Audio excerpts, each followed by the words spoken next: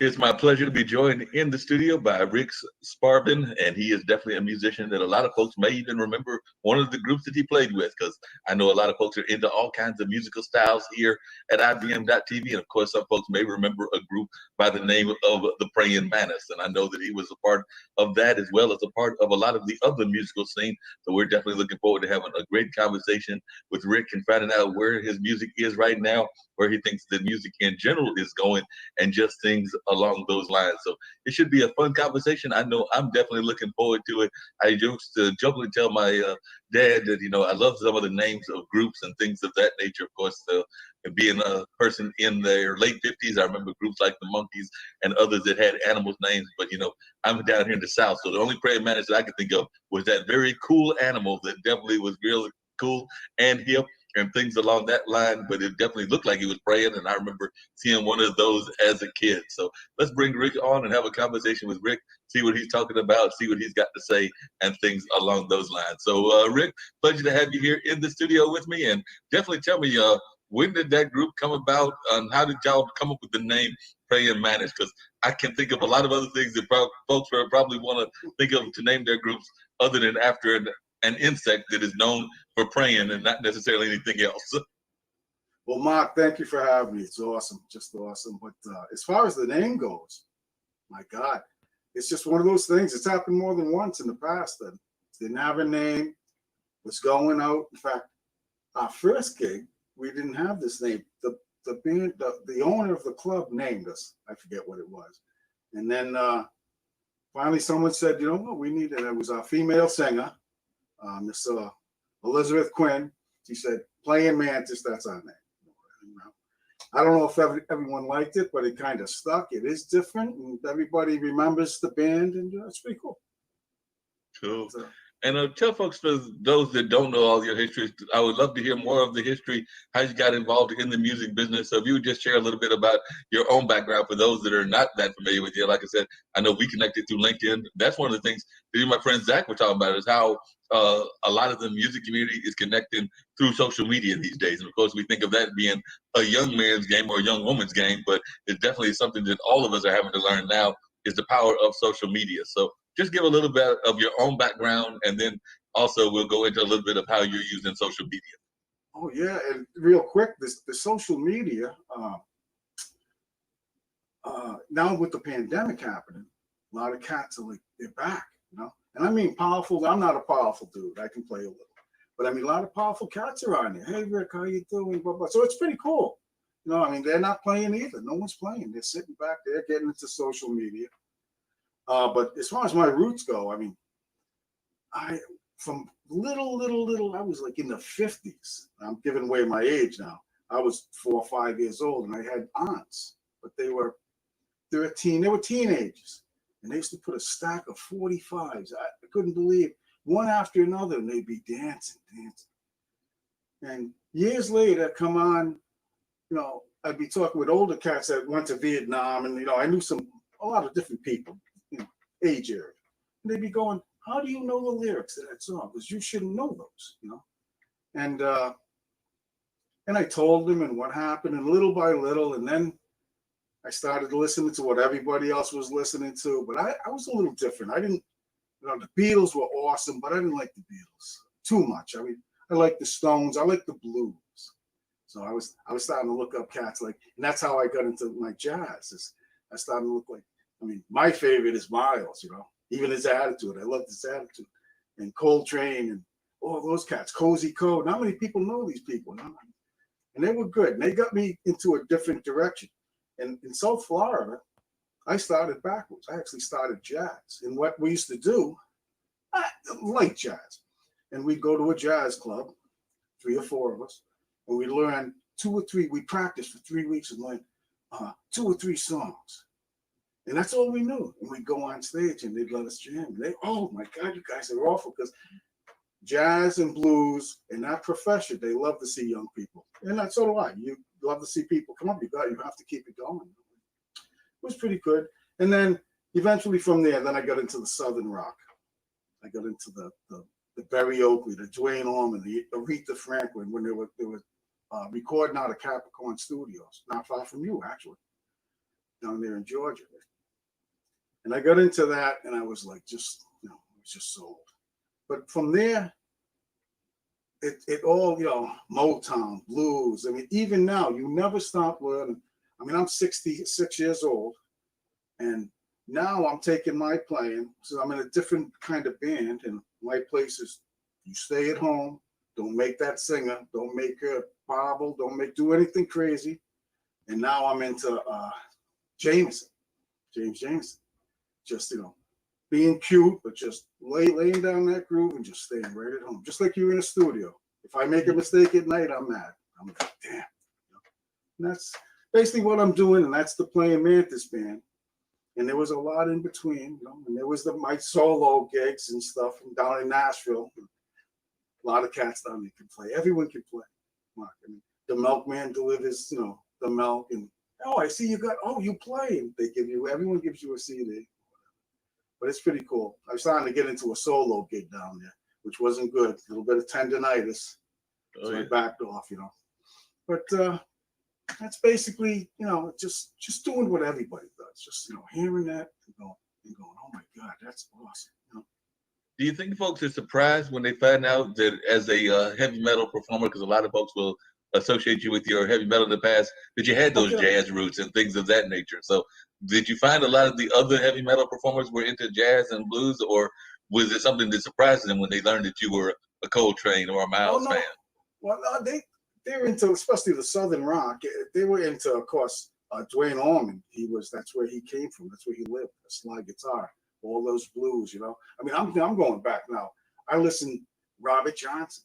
I mean, because now we're getting some of his stuff, and you can actually listen to it. Because before it was pretty bad. And all those old performances, and I get goosebumps just thinking about it. Those cats can play even today. Like I thought, every once in a while, and I was arrogant. I was arrogant when I was young. Some will say I still am, and I listened to the bass players, some of them stand-up bass players. And mind you, I played fretless bass for 40 years, and I look at them and I'm, these cats, where did they learn how to play like this? I mean, I'm just talking about, and I don't even know their names, most of them, but cats playing with Coltrane and Miles Davis, and all the variations. And now there's some coming out now, it's still there, the jazz and stuff. I remember I see people say, well, what's the first gig you ever went to? Where's the performance? What concert did you go to see? Mine is, because I'm from Rhode Island. Newport Jazz Festival, 1967. I ate Ella Fitzgerald. Oh wow! I was like, this is good. That was when I was like, that time period, 65 to 75 to maybe 85. You can put it in. There was so much variance in music. There was so much different music. It's good and bad in a way. It'll put you all over the map. You have to focus, but there was some great music. I was very fortunate, and it still is. And what do you think about the direction of music now? Because like I said, my friend Zach, who's a funk musician, on one of the shows he had Prez, and I can't get Prez's real name, but he's definitely known as Prez, and he's a funk producer, and then Zach played in funk bands. But Zach made the point on his show that he felt that MTV really hurt the music industry when MTV came out there, and it kind of like did something to the music industry. So I was wondering, what are your thoughts about the direction of music now, and whether it was hurt by MTV or some of these other kind of things that kind of took it in a whole another direction? Yeah, it's a tough call, because the MTV, I was out jamming when that was coming. It was big, but it was popular. I know a lot of kids that didn't go to nightclubs. It brought people, I think, to the world of music, MTV. Because the videos, I gotta say, even I was like, yeah, that was pretty cool. That video was pretty sharp or whatever. But at the same token, like like your bro, that plays the funk. Yeah, it's live. For me, it's live. It's just I can hide. I've always said it, and we've had it happen. But a bad sound man can make a great band. Sound not too good. Same thing in the studio. So you can cheat in the studio. You can lie. And the other thing in the studio, you're not gonna take it a little. Let me take it right to the edge. You're not going to. You don't want, nobody wants, hey, we're taking number 7, bass player messed up. No one wants to hear that live. It's special. It really is. Still bring it, but don't go over the edge because you don't want to be the GOAT, Or if I've been the GOAT in the past, and then I just give the guitar player a dirty look. Nobody knows. But anyway, it's I don't know where it's going. We don't know, this November what's going to happen. So nobody's not. I know in our area, and I mean, I know that our band leaders asked other bands. I mean, no one's even rehearsing. They're not even rehearsing. So nobody's playing it at all from what you're hearing in New England at all. So there's no music at all going on in the New England scene right now. Live, no. In fact, the governor of the state, 3 months ago, canceled the Newport Jazz, the Newport Folk, the Newport Blues, and everything to do with Newport. That was canceled 3 months ago. So there's nothing happening. And our state's good. Our state is pretty, we've had, I mean, if you call it 1,000 people dying, good, it's not. But we're surrounded by states, 8,000 Massachusetts, I think it was 5,000 in Connecticut, New York was, of course, the same. So we're actually doing pretty good, but she wants to keep it that way, so she's not letting us loose. And I understand a lot of people don't want to go. But listen, they don't want to go, to a nightclub, fill it out, or whatever. So I have no idea. Your guess is as good as mine. So as a musician, do you think that, would you guess 2021? Would you guess 2022? Or where would you think that we're going to be going in terms of when you'll actually be able to go to a performance? And I'm thinking that more than likely, the performance is going to have to be in a limited room, because I know I'm on the board of the Carolina Theater, and even there, we're talking about not having at 1,000-seater a full amount of the people there. I think we're looking at like maybe 250 or something like that, but definitely less than, might be less than that, might be closer to like 148 now that I think about it. So it's definitely going to be a lot less people than would usually be in 1,000-seater. Oh yeah, and I know at first she was going to let outdoors, that number, 250, I think it was, she was going to let that go, and you were going to space and, have your spacing and stuff, but I think she's backed off on that. And as far as, there are some clubs, I know it's East Providence Yacht Club. It's a nice place, beautiful place. It's right the water, but it's under a tent. But there are tables and they're spaced out, and then there's an upper deck. Yeah, that would be a place like that would be, I think, one of the first places we go out and play. It wouldn't be indoors. I think the indoor places, and there are a few clubs here, and they're pretty big. They've been around for years, and they're good size, but I don't know. And when I'm probably thinking, God, November, we'll have to see, because now they're claiming it's coming back. And 21. I'm thinking, at least 21. Wow, so that's gonna be a while for musicians before they can get back on the scene and everything of that nature. Now, how are you doing? I think you have like your own studios, or are you having folks come in that on a regular basis, or are you not even dealing with that? We're not even doing that. We're not, we're just, even the rehearsal space, we kind of put that down for now,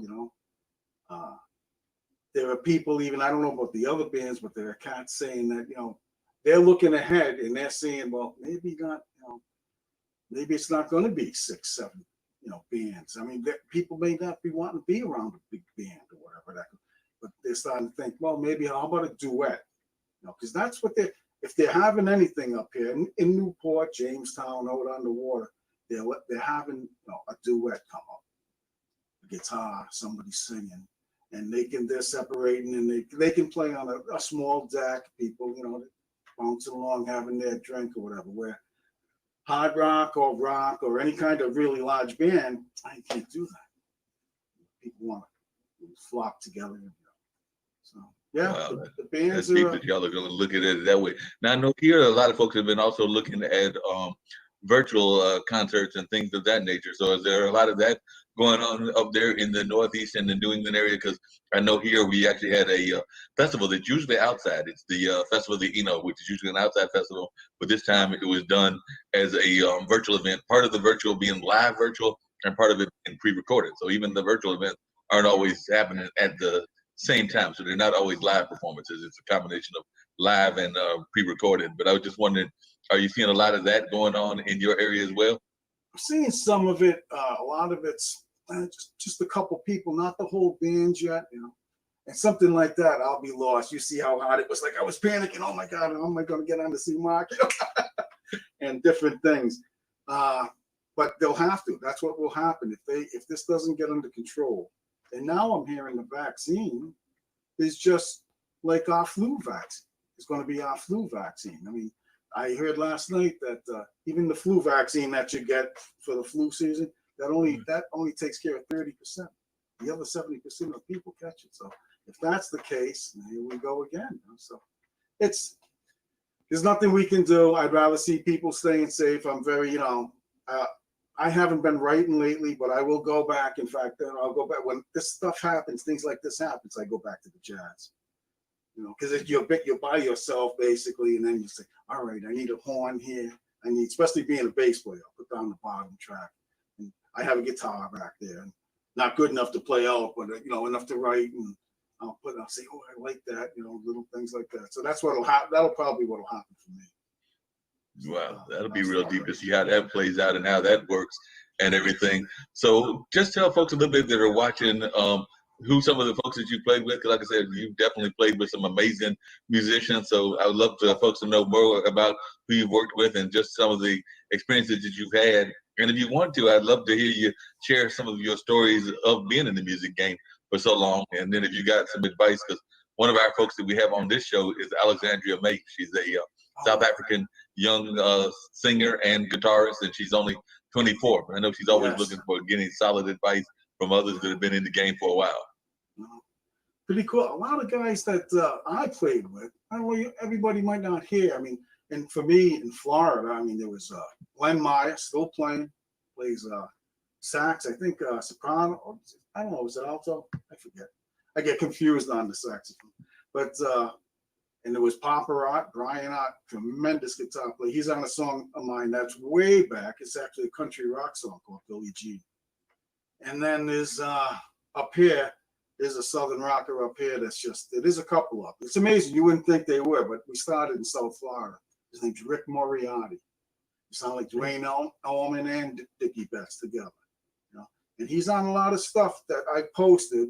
He's the guitar player that be playing that Southern rock. And there's in the music business, sometimes we don't always get along, but you got to let false pride or whatever. This drummer and I, we didn't really, we hit it off musically, but not in the studio or playing. But he is a tremendous, the best I've ever heard. His name is Rob Blaskin. Or Rob Blask. I don't know how to pronounce it right, but he's up here too. There's a lot of tremendous musicians in it's New England. What else are you gonna do? Right. Half the year it's snow and ice, but then in Tennessee, a cat that I played years ago, and he played with Laurie Morgan. His name is Frank Switch. Played with the Bellamy Brothers. Of course, I know the Bellamy Brothers. Larry. Damn, I'm gonna say his name wrong. Yeah, I'm gonna get in trouble. But he played also slide guitar for the Bellamy Brothers, and he was married to Gretchen Wilson. Larry Rollins, and his brother played with Gretchen Wilson. And when she was popular, and I know my daughter was happy. She used to get tickets and for backstage to go see them and stuff. They're tremendous musicians. When you get to Nashville, like I said, everyone plays and everyone's good. You better. That's how I got some tendonitis. I tried to bring it to. I tried up my game at 53, 54, a little too much, and I was like, Victor Whoop, live right down the street, and another 12 bass players just as good as So I mean, Nashville's the real deal, and then Ottawa playing country. That's some jazz cats down there, and I mean, that's from all over the world they go. Well, just go to Nashville. And how would you describe for those? Like I said, I'm familiar with the term and everything, but not everybody watches Ibmtv because we get people from around the world. But if you had to give a definition of what Southern rock was, how would you define Southern rock and what Southern rock is and what that style is different from, say, other forms of rock? Well, the bands were different. I love the bands like the Allman Brothers. They were blues.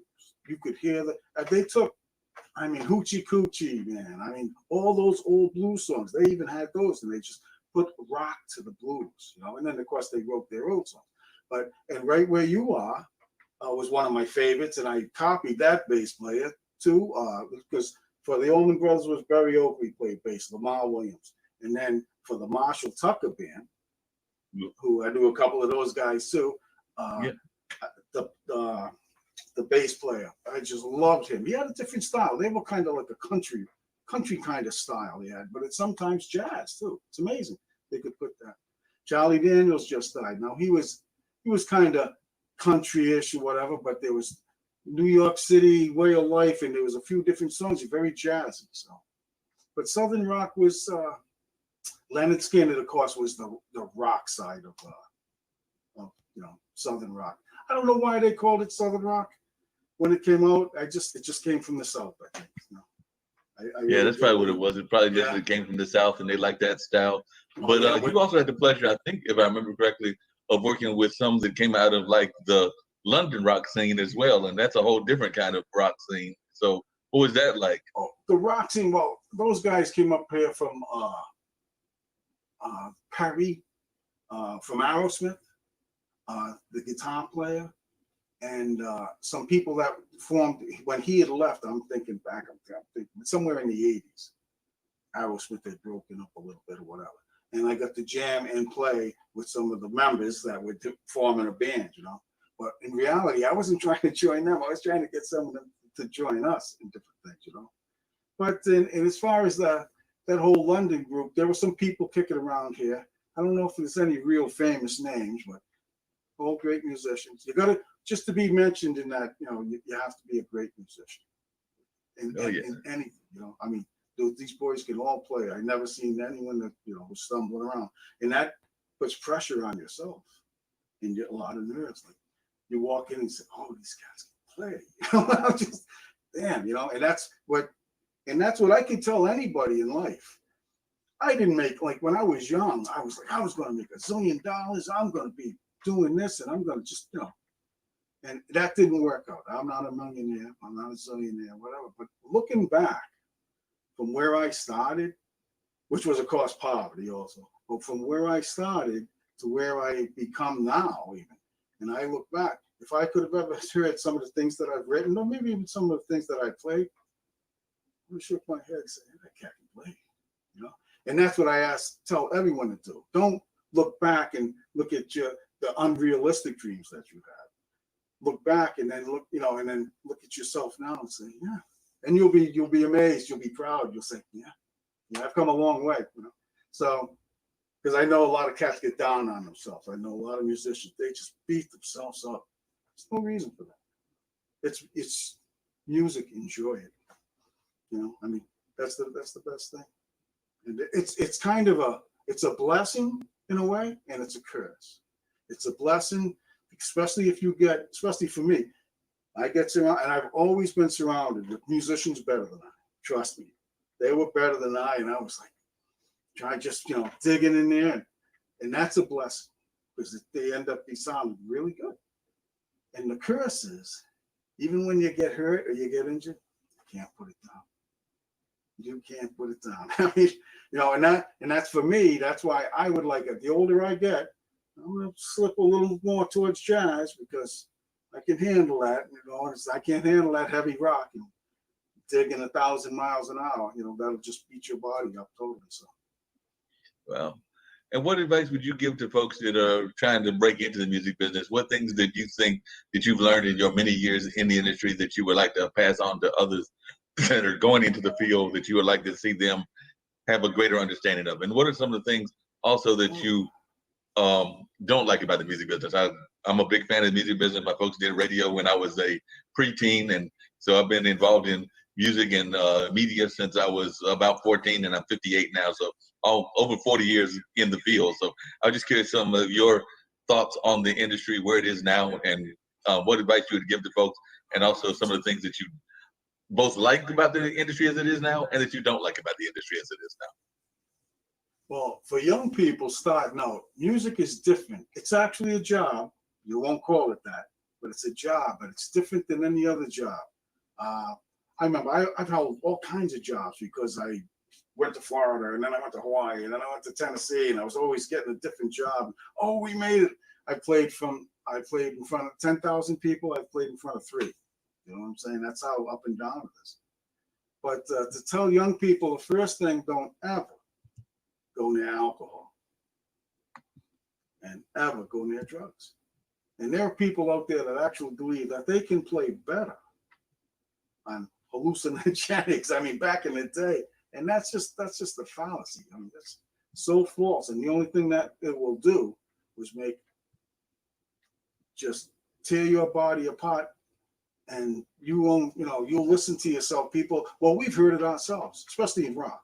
It just, I don't want to mention names, but I can remember back in the day going to listen to Led Zeppelin one night, and 2 nights later, that's not the same band. You know? And that's what it does. It just doesn't make you. And so you stay away from those things, and you practice, and you try and get it. Just make believe you're in a studio. If you ever went into a studio, but this is how the studio is. You get it. Don't deviate from your plan. You get it. You've got a nice sound. You try and drop it just right. And even when you do, someone will say, all right, that was good. That was awesome. Let's take another take. And that just keeps going on. So on stage, that's what I do. It's like, all right, let's try not to make mistakes, because that's, it's a nightmare.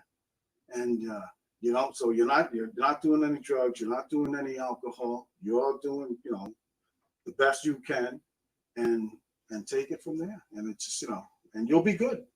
You put whatever you put into the instrument, because it's not the other people aren't your competition. That instrument's your competition. How do I master that? I mean, I played a fretless bass about 45 years now. And but I play with I still do amplification, thousands of watts. It's rock and roll. And but I'm always, to this day, 45 years later, trying to tone in that nice, clean bass sound. It's almost impossible. It's rock. It's loud, but you can do it. And I always do that. So if you take the time to do things like that, you'll be good. You'll be great. There's no stopping you. Only you can stop yourself. That's it. No one else can stop you. They can make it rough on you. Like just what you had just said. You go back to I go back to payola. Couldn't get back when you couldn't get your song on the radio. You had to pay. Your business manager or your agent had to know somebody, and they also had to grease his palms to get your song maybe on the radio, maybe once or twice. To think that doesn't go on still, that would be naive of me anyway. I don't know if it goes on, but I would imagine it's still, this world is kind of who you know. The kids got it right when they say, we got to change the system. It's a little messed up. I don't know how you're going to change that, and just keep on driving and believe in yourself. Believe in your mates. That's the biggest thing. That's what I go. When you get into you'll know right away. This last band is playing Mantis Band, a little rehearsal room that they have them all. They have 20 of these little rooms, and I crank it. All right, let's see how powerful she is. I can be a little agitated. I crank that thing. I've been told to, turn it down a little, and I turn it up. And the first note she sang, I forget what song it was. I just turned my head, sang right over me, the drummer, everybody else. And when she was done, I looked at her and said, "Young lady, you can surely blow." She could sing. It's unbelievable. She had the power of a Patti LaBelle, this skinny little frame. That's awesome. That's good. And so like I said, I've been fortunate. I've been surrounded by guitar players that they're taking. Everyone's looking at them. They're not looking at me. Which is sometimes you like it that way. Just don't. That's why I said don't make them bobble. Don't make them do this and look back at you. I've had it happen a couple times. And music's an awesome thing. Just an awesome thing. When it's going right, and you're on stage, I can't explain it. Well, I can't. And what do you think about folks that talk about the radio end of things and are concerned about the fact that there's so many, well, so few, I should say, actually players in the game when it comes to commercial radio, and sometimes they wish that they could hear more of the independents and things of that nature. Of course, they can hear it on Bandcamp and Reverb Nation and other things, but I know a lot of folks wish that they could hear it more on the commercial radio. But what's your take on that? Well, same thing. It's going to be, you know, I don't know how to break into that. It's when I was a kid, I wouldn't listen to what they called AM radio. I wouldn't listen to it. Up here, we had some FM. It was FM. We had some, they called them underground stations, and they were playing some stuff that none of us even heard. You know, it never really took grasp, but it was just like acid rock. It was just guitars and keyboards and just everyone just playing. It was like jazz. It was like rock on jazz on steroids, and that was great stuff. And that's where I got to, you know, I was like, oh, I like this stuff. This is pretty cool. So I would tell anyone, expand your mind, the independent thing. But you're right about as far as when I started playing, I got a late start actually. I was about 19, 20 years old. I don't know. It's not so much the United States. The United States had about 300 million people in it. It only got about 350 million people in it now. But the world, and now we hear everyone from the world playing. It's gone from, I don't know, in between 1 and 2 billion to almost 8 billion. And a lot of these cats are playing. They're playing everywhere, you know. And I'm like, so it's a lot harder for now to break in to 1,000 times. I could count the musicians up here in New England back then. They were good, even in Florida. I mean, you know, once the bigger bands left Florida, it was just, you know, there was us. It was still hard to break in. I remember not being able to get into Miami because there was Casey, you know, we couldn't get in. We were too late. Casey and the Sunshine Band, and it was the little girl who played the conga. What was her name? Gloria Estefan. These were the bands that were playing in Miami. You know, Santana was in there every other weekend. So maybe next year we'll get in there. But yeah, now it's a lot harder. I believe it's a lot harder, and especially on the music scene. You know, so they're fortunate in a way that they have Reverb Nation, that they have SoundCloud, that they have these other things to get your music out there. Especially if you know what's in it. I don't hear on the radio. Where's the guitar players? Where are they? Where's the blues? I know this. Where's the Stevie Ray Vaughns? You know, where's Robbie Cray? Where are they? So yeah, I know what you mean. So a young kid coming up, 14, 15, 16 years, this is when you know, he's got nothing to listen to. Well, yeah, I don't know. I have no answers for that. And how do you think we're doing in terms of music education? Because it says, I remember going to school and there was definitely, it seemed to me, more education, music education in the high school and on the grade school level. I'm sure that it's taking place, but it doesn't seem as strong of an emphasis as it used to be. But I was wondering if that was your take as well. Yeah, you're kind of right. I can remember. And I did things like Jocko. I did them backwards. By the way, Jocko only lived 2 towns away when I lived in Florida. I was in trouble there. But anyway, and he said he started just playing for a few years. Just listen to his father turn him on to jazz. Because my dad was a jazz player. And he's just doing all these jazz things and just loved to just play. And that's what most of us do. Just love to, oh man. Once we get a mode and a chord to, you know, and we learn our scales in different, you know, in the different modes. We're just playing and riffing and stuff. And I did what he did. And then he said, it wasn't until I went and got into music where I could sight read, you know. He says, then I took off. He said, then I could go anywhere. I could play with any band, you know, and he was playing. And I couldn't sight read as good as he did. But when I started sight reading, that's when I started playing jazz. I could sit down and play Autumn Leaves and Green Dolphin Street and, you know, somebody, you know, now. And then, well, know what happened? Right about this time, one day I was looking, what's this? Numbers. You know, I'm looking for quarter notes and 8 notes and dotted and 16 notes. And all of a sudden there's 7 and 5 and 11. The number system came out. And it's hard to find music, even for bass or for guitar. I mean, it's out there, but they went to the number system, and I think that hurts because what that does is it'll show you the chord, it'll show you the note, it'll show you the beat, it might show you a sweep. That's it. It's not showing you how that's played. You know what I'm saying? When music was well written, you could sing it just like Miles was playing. You know, you can't do that with the numbers. I don't think. I personally don't think so. And if you could, like I said, you've had that rich career and everything, but if there was somebody that you could play with that you haven't played with, who would that be? And is there any like musical venue or musical concert that you haven't done that you would like to do? Like I said, you had that first experience going to the Newport Jazz Festival, but is there something that you would like to do that you haven't done, even around the globe? Because we do have listeners here on Ibm.tv from around the world. And I was also curious, is there like any instrument that you haven't played that you would like to learn, of a world instrument maybe, that is a type of instrument that you would love to learn how to play? Yeah, I'm always asked, how come you don't play guitar? Why? Because I have a little bit of a difference of playing bass. I have it's way back in the day, it was like a lead. You play like a lead, but you know, and I got away from a little bit of that because you know I thought it was derogatory or whatever. But I still have that kind of run those notes. I have a Miles kind of, almost a horn kind of, you know, make it smooth.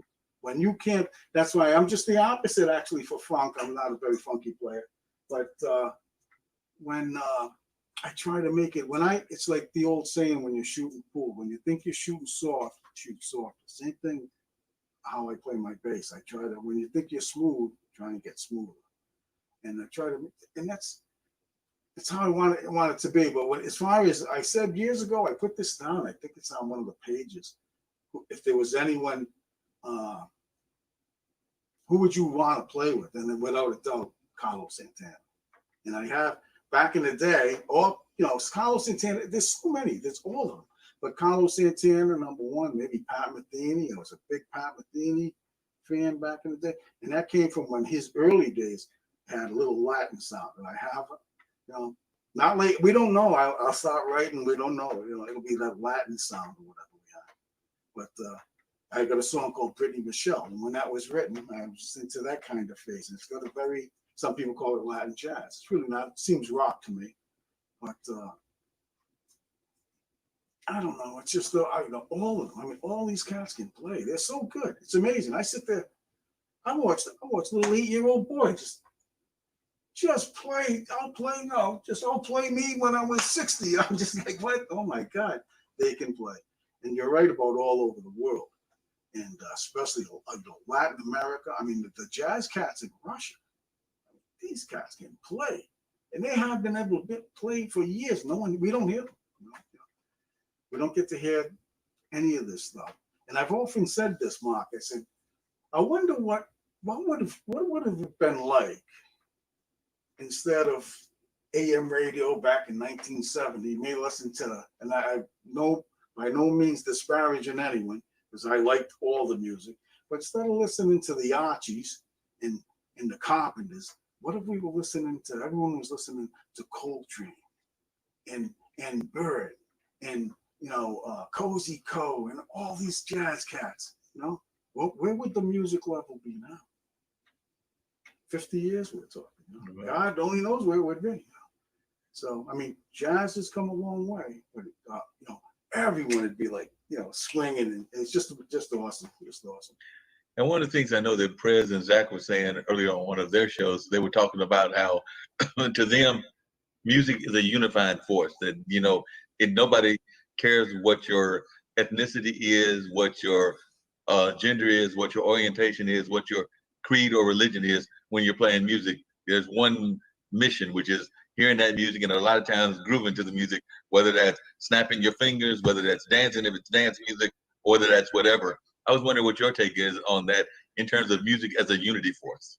Oh, exactly. Like, especially like for me, I played fretless for years, and even now that I played the fretted bass, I hardly ever look up.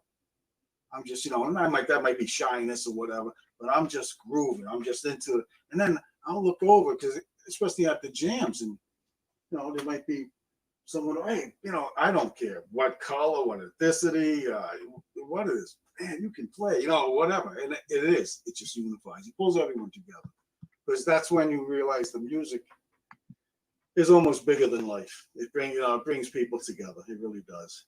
And like I say, and there's something like that I don't know or whatever. I think nothing of going up to somebody. I don't care if they're younger than me by 30 years, or I don't care whatever. But see, I'm not very a funky player, and I'm always asking, and it's mostly the black cats, and I'm saying, hey, brother, how do you play that? They make it look so easy, and I'm like, oh, thumbs over here,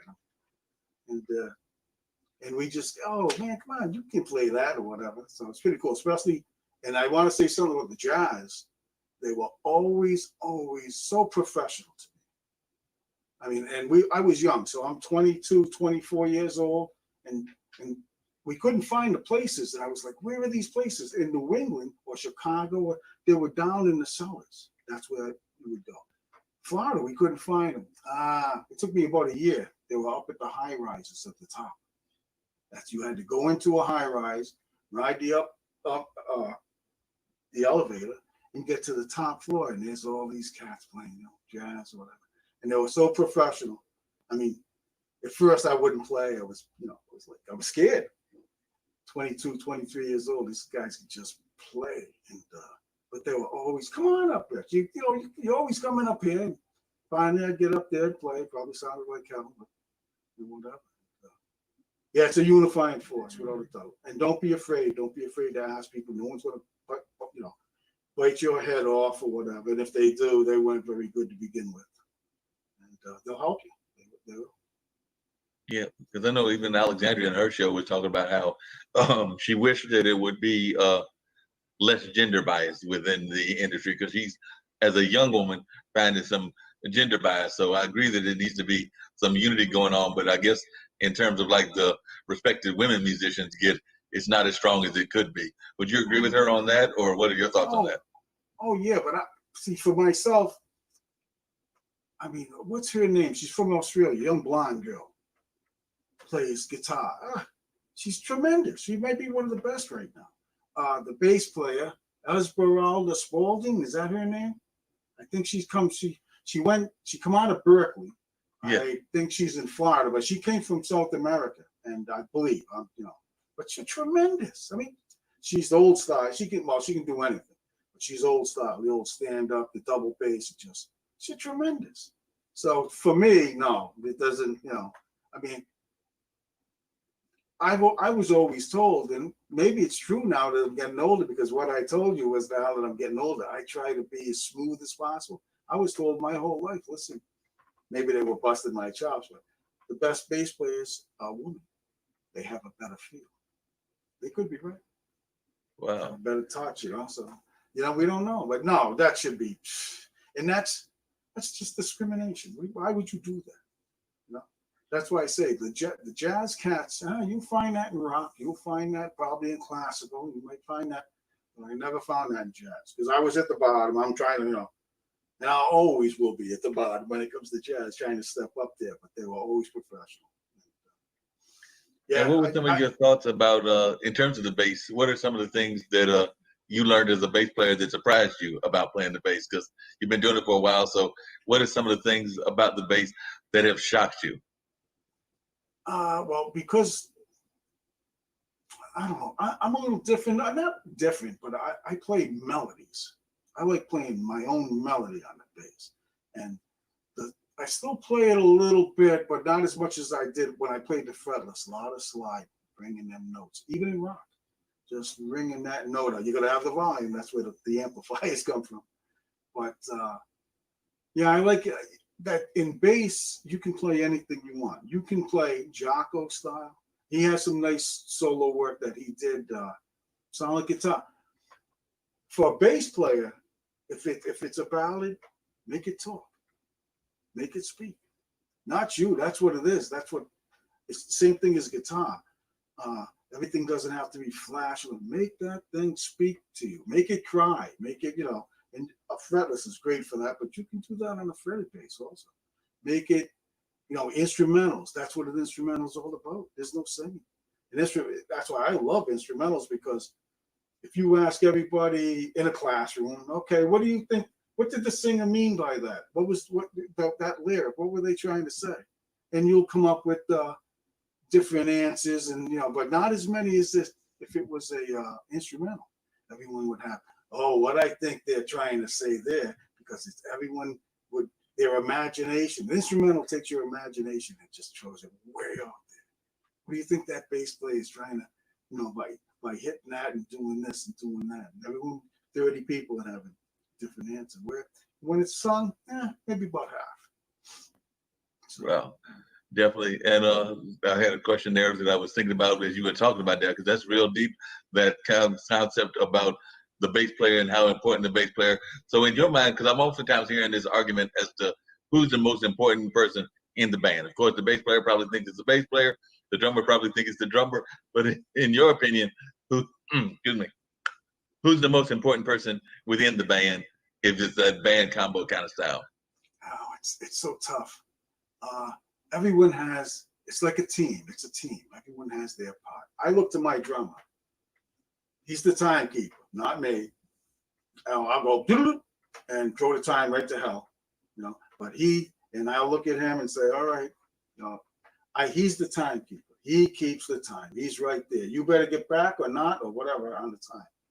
Of course, the guitar player, he's the lead. He's the melody of the band. He's gonna make that instrument talk, during the solos. And it doesn't matter what kind of music it is. Oh, by the way, one of my favorite players, Joe Pass, guitar, jazz. But he's going to make it talk. And then, of course, the vocalists, you've got tremendous vocalists. They just, they bring the band all together. The keyboard player, every once in a while he'd get his little flash and show how good he can play. But he's an accompaniment. He's like the bass. The bass, though, is basically the foundation of the band. The most perfect example of that is James Jamerson, the way he played Motown. So, and he was so great because then I wasn't paying attention to him when I was young. You're not ripping.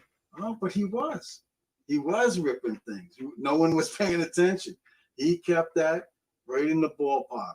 The studio things that he was on in the Motown, so like half the songs that ever came out, and he was in the ballpark. He wasn't making anyone bobble. They were singing. They were doing their thing. And then you listen to the stuff he was playing. Damn, he was doing some stuff, He knew. A jazz teacher told me years ago, especially back then, coming from rock and playing, I took my fretless and I played every note I could. And then he picked it up and he played some nice stuff. He said, and then he looked at me and said, the best lines you're ever going to play, the best notes he said, are the ones you're never going to touch. The pauses. Wow. Even in rock, most of mine are from mistake. Go to and get caught. That drum is already on the beat. I get caught, and hey, wow, that sounded awesome. There was no sound. There was no note. It was like and that's the great thing about it. You never stop learning. And look at me, even now. I'm into Jamerson now because of the band that I'm in. Learn. You got to be mature. I think that's the biggest thing when you get older. You get mature. You are not the star. You're the foundation of being the bass player. You're making it. You're just the people that dance to you. I'll give you a perfect example. You're playing. There might be just 4 notes, the same notes. Boom, boom, boom, boom, boom, and then miss one. And watch those dances. You'll know right away. And so you're the foundation, the drummer. Everyone's got a part in when it's going, and that's why I like the larger bands. I like the 6, 7, 8 different instruments, saxophone, keyboards. Great singers, maybe a little backup here and there, because that gives you. I always played. Now there were bands I played with 2 drums. One played the backbeat. One played up front. The backbeat.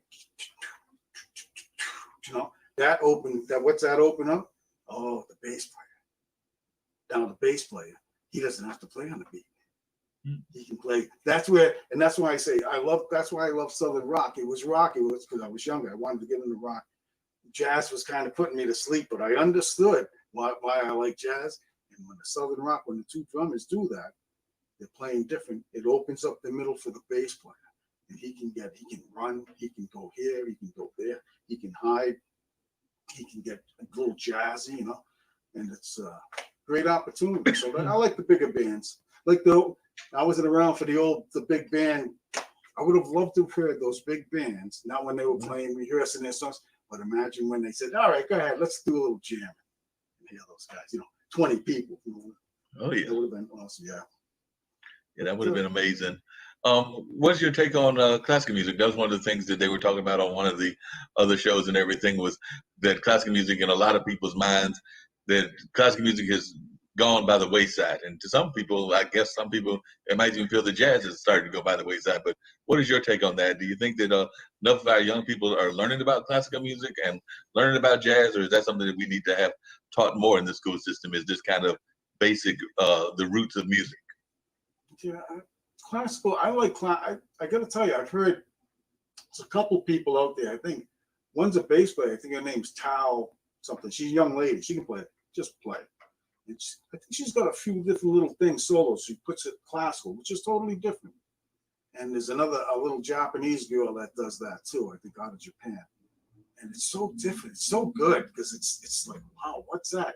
They're playing different modes, different notes, different, the whole shabab or whatever. And the classical jazz, yeah, I don't know. I don't know. See, I don't go out, and nobody's going out now, going to the jazz clubs, going to the, I was playing. So, we didn't, even blues, we don't hear it. We don't know. I don't know what to tell you. I'm just, I do a little, like I said myself, little jazz. I love the blues. Even how many blues bands are there? Mm-hmm. I mean, when I was in Nashville, there was a couple blues bands in town. One came out of Texas, and one was local. And they played a lot, and they were good. They were talented. I met some of the guys who always talk, but that was only a couple blues bands, even right in Nashville, Tennessee. I mean, it's top dog bands, but yeah, I don't know. I don't know where it's going. Wow. This pandemic can only hurt it. It's not helping. Yeah, we're definitely putting a lot of people's careers on hold and things of that nature. Unfortunately, are changing the nature of the careers. But are you working on any new songs, and any of the songs addressing any of the issues that are going on with it? You have a song that might deal with the pandemic, or deal with Black Lives Matter, or deal with the economic turmoil that many of us are facing. Do you have any songs that are dealing with that, or just any songs in general that you'd like to tell our listeners about? That's why it's safe to write instrumentals. No, I was never that way. I was never when 9/11 happened, or I never, and you seen country people and they jumped on that and whatever. I try not to do that. That's, to me, I don't know. It's just not me. And like I said, most of my stuff is instrumental anyway. But yeah, even all of that is it's just, I look at it this way. I mean, sometimes I agree, and sometimes I don't agree. And even Black Lives Matter, the kids, they're right. I just live in Providence, Rhode Island. When I was a kid, my first 10 years here, I went to a place called Sackett Street School, just reversed, 1961, 62, 63. Not a good time. And because the projects, we all lived in the projects, And so we all went to school. It wasn't a good time. It was tough. And I can tell you, you want to know about, yeah, there was some tough racism back then. It really was. Being older, I don't see it anymore. You know what I'm saying? I just don't, I don't know up here, whatever. That's why I asked, what are they talking about? So, but I'm not in Chicago. I'm not in, I'm not in Louisiana.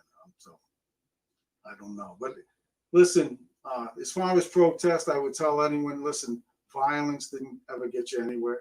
But yeah, your voice needs to be heard. If you want something to say, that's what we do. That's what we do. When we write, I don't write lyrics very well. So, but that's what we're doing when we play our music. So you want to be heard, you do it the right way, and you'll get things changed. Things will change. Maybe not as quick as you want it to, and that how slow everything is, and especially this country. But yeah, no, it's out of my hands. I'm 60. My next birthday, I'll be 67. I just watch now. But God bless them. I don't want to see anyone hurt. I don't want to see. So yeah, you got to do what you have to do. What you've got to do.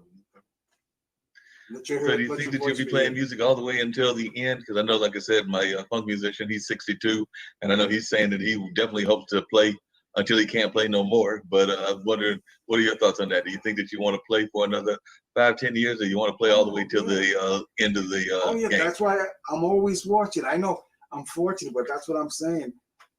This could be, I know that I'm not going to say it. I'm not going to say it, but this could be, in a way, a blessing for myself, because this gives me, because, you know, the band, nobody's playing, the band's not playing. I don't have to rehearse the songs, the dance songs that we were going out. So this is my chance maybe to get into a little more jazz. So just, you know, just Green Dolphin Street and, you know, Autumn Leaves. And I'm just to practice on that stuff and to maybe get out there down the road, because that's, you know, a little quartet or whatever, and do a little playing, or blues, you know, the blues bands. I mean, you can play, you know, a nice little shuffle. It's weird. I did play in a couple blues bands in the 90s, I think it was, and they were old style blues. I was playing a song, and I don't know, I forget the name of it, but anyway, Stevie Ray Vaughan had done a version of it too. And then the bass lines, all you had to do is reverse the bass line. Mm-hmm. And so I was playing with it, and as soon as I reversed that bass line, they stopped. Rick, what are you playing then? Them old time blues players, so they don't want to hear that. They didn't want to hear, no, we don't play no Stevie Ray Vaughan. We play, you know, Buddy Guy. You know, I was playing. So I went from Buddy Guy to whatever Stevie Ray. And then you learn real quick, you know, okay, that's what you want. But yeah, I could go to that, because I love, especially now, I've matured a lot. Just go to that, you know. There was a cat up here, his name was Ronnie Earl. And he played blues. Ronnie Earl band. And I seen him in Chancellor. Time is sliding by, 25 years ago. And he had a little drummer. And when he hit that snare, he actually came off the seat. And the bass player at the time, he was just so solid. And he just played them 3 notes. And then he'd go to 5. Into the 4. And he was like that drummer. He was in there, and all Ronnie Earl had to do was just make that guitar talk. And yeah, I could do that. You know, where I couldn't do that years ago, I'd be losing my mind. Like, I gotta play some crazy stuff like this, you know. Yes, if I can, I had the pleasure of seeing Buddy Guy a couple of times. He actually played at the Bull Durham Blues Festival, played at the Carolina Theater. I think I saw him there once. I've seen him a few times, and Buddy's just amazing. Buddy's still getting up there in the age, but still will run around. I mean, not now because of, like you said, the pandemic, but before this came around and just erupted the music industry, he was still running around on not just the stage, but even going through the crowd and still performing with that high energy and just that amazing skill. So Buddy is definitely a musician I have mad respect for. There's some others that I have mad respect for, but Buddy Guy is just amazing. And then you look at their, you know, what they've done in their past. I can't think of all their names. When I first started, there was an album out, I can't remember. This might have been the 70s. John Mayall, the Blues Breakers. And the cats, all the cats, he's the only white guy in the band, and all them cats, you know, they were brothers. And that band was tremendous. I take it back. Larry Taylor, old rocker, was the bass player. And I remember I learned that whole album. And it was Larry Taylor, a little jazz. Now I think he's totally into jazz. And I'm like, yeah, I could play. Yeah, that could be my next step. Just blues. Just, you know, just sit in the pocket. You know, watch everybody just when they're doing this and they're eating and doing that, you know, whatever. Yeah, you know you've done things right. So yeah, I can't see. Like I said, it's a curse. It's, you know, I still have all my equipment. It's sitting back here. I got 5, 6 cabinets with 4 10s in them sitting back here. Of course, I won't need that for blues. And do you remember the first album that you bought as a kid, or can you think of back what that was, the first time that you heard music and what that song was or what that album was, the first one that really got you on this musical path? Damn, I liked everything. It wasn't blues or jazz. I you know, a band that got me. What was the name of them? It was a rock band. Oops, telephone. 1 second. I told her not to call me. It's my daughter. Just in case, we'll shut that off. But anyway, it was, I think, a band from Detroit. Well, of course, I liked Grand Funk Railroad back then. in the but like I said, I liked everything. I played a Rickenbacker. Now I play Fender jazz bass, and have for like last 20 years.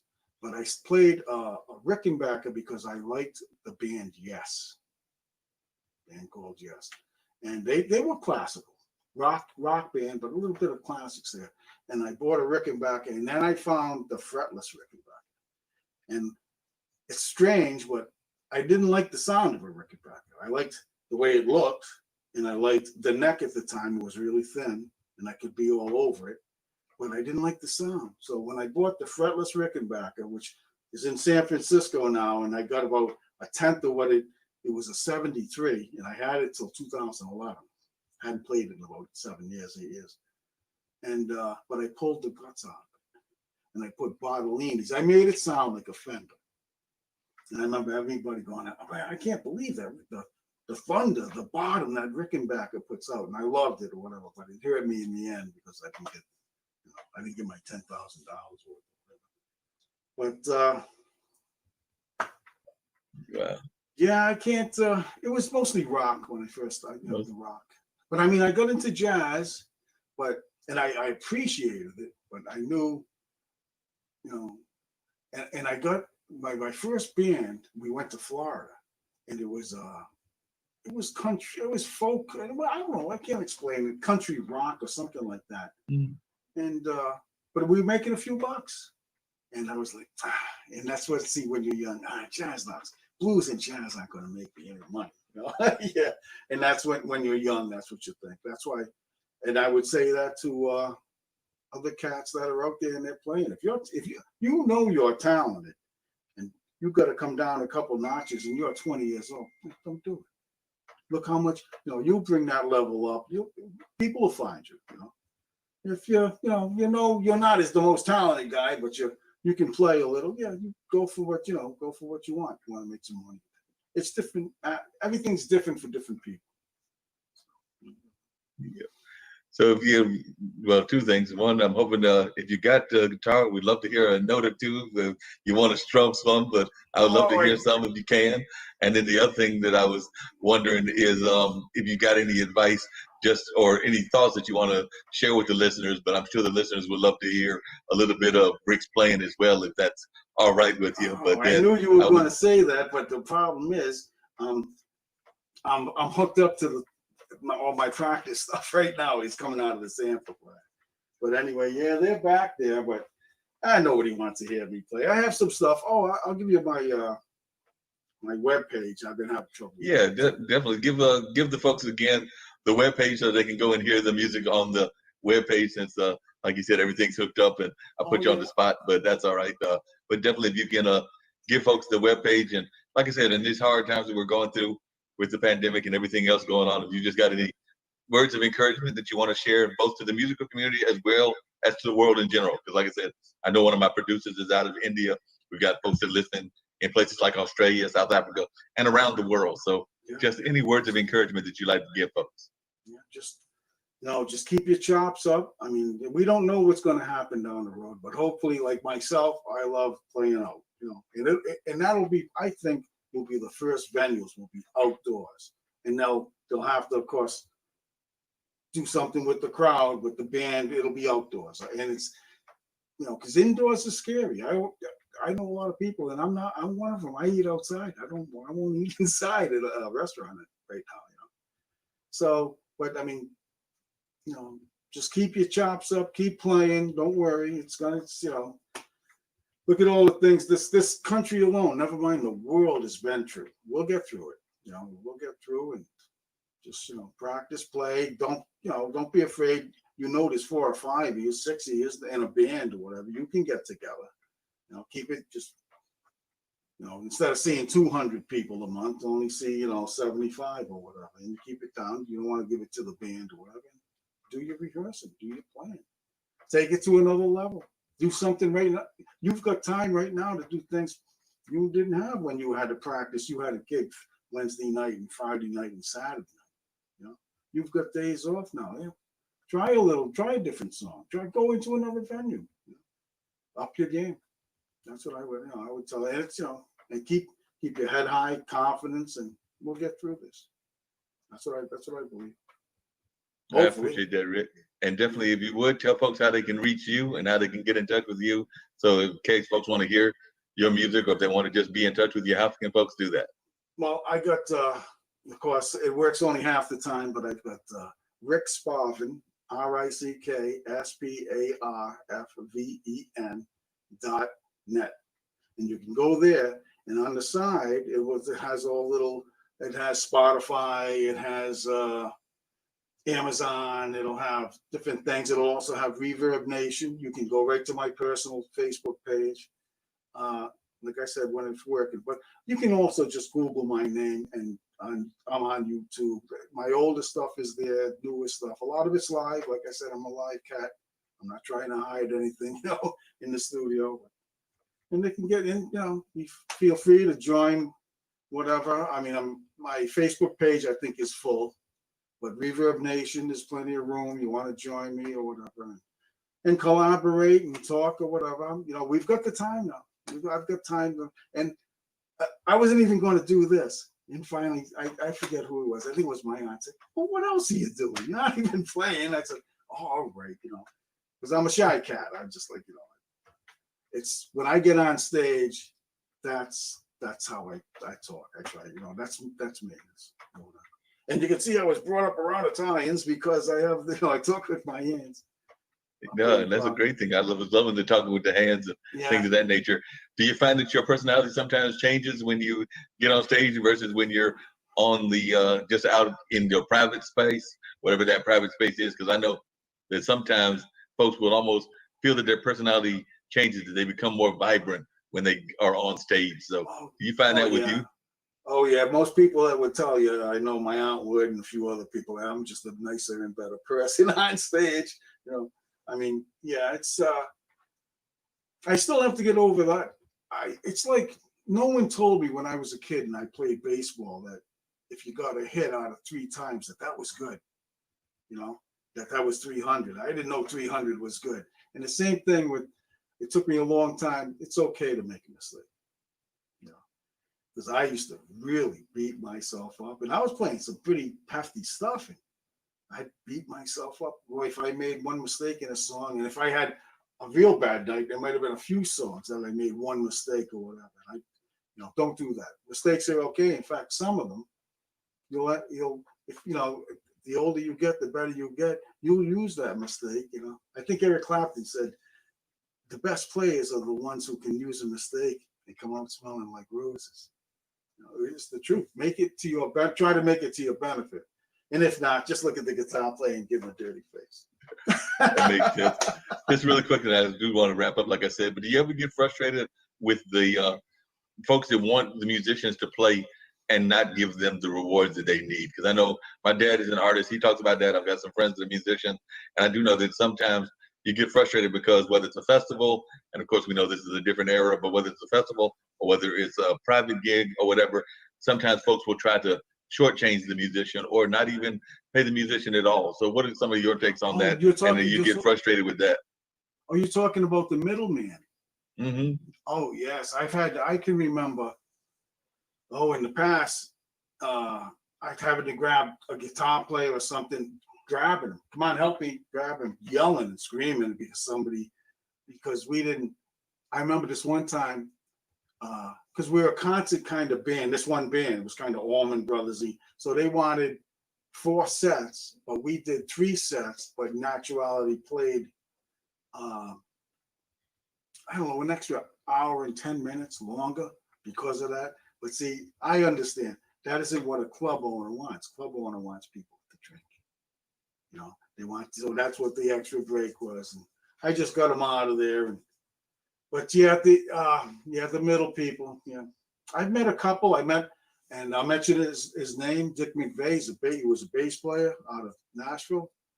He was my agent when I was down there. Just a tremendous person. Tremendous. Not only person, stay you're right, and whatever. God bless him. I hope he gets well. He just had, I think, a mild stroke, not too, just recently. But it's rare to find someone like that, and that's why I mentioned him, because Yeah, there's some sharks out there, boy, and they're not your best friend, especially for the young people coming up. You know, they'll promise you the world. You'll be like, what happened? Look at the popular bands that lost tons of money, and because they weren't paying attention, they just, they were just playing, and that's what they'll even say in their documentaries. You know, we're back in the '60s, '70s, but even now, yeah, they'll rob you blind. That's what they're there for. I really believe it half the time. I didn't know your dad played. No, he's an artist. He's a visual artist, a visual artist. Yep, and a That's cool. photographer. So it's more Oh, that's that's the awesome. visual medium that he uses more is photography, and a little bit with like um, sculptures and things of that nature. But it's more of the photography is like his primary He's art a form, real and he does some really artist. Yeah. good stuff. He does some great art. But I've also worked in the festival scene, and I'm amazed sometimes that some of the festivals will want musicians to play for little to nothing, and then they will use the exposure line that they're trying to get exposure. And some of my musician friends have been like, "Look, I get it if you're like 20 or 18 and you need the exposure, but I've been in this game for 30 or 40 years. I think I've been exposed enough." Oh yeah, and it's 1,000 times worse now than it was back in the day. Back in the day, in this area, you get anywhere. You're going out on a Friday night to play. You get anywhere from around $500 to $800. You could get more. It would, the better bands were getting, between 7 and 1,000. But granted, that's when beers were a nickel, ladies drank for free. There was a line down the street and it went this way and went that way. So I understand that. But now, yeah, they want you to play. They don't. We're older, so when we hear that, we want you to play for the door, or we want you to, yeah, okay, yeah, maybe next month or whatever, next year. But yeah, the poor kids, that's what they're playing for. They're playing for the door. They're playing for, they're not making any money. It's less now. You make less now than you did in the '70s, but you got to be. Don't even think about, especially if you're a 4-piece band, you want $400. You want $100 a person, and now don't forget. Sometimes you're carrying a sound man. He's going to want. Sometimes the sound man gets more than the people playing. So you're going to want at least $400. Doesn't matter. And try to, if you got a 5-piece, now it's 5-piece, 6 or 7. What I would tell them is look for the venues when it comes back, but look for the venues for the holidays, look for the venues, look for the concerts, look for the outdoors gigs. You're going to make good money. Now you're going to bring $700, $800,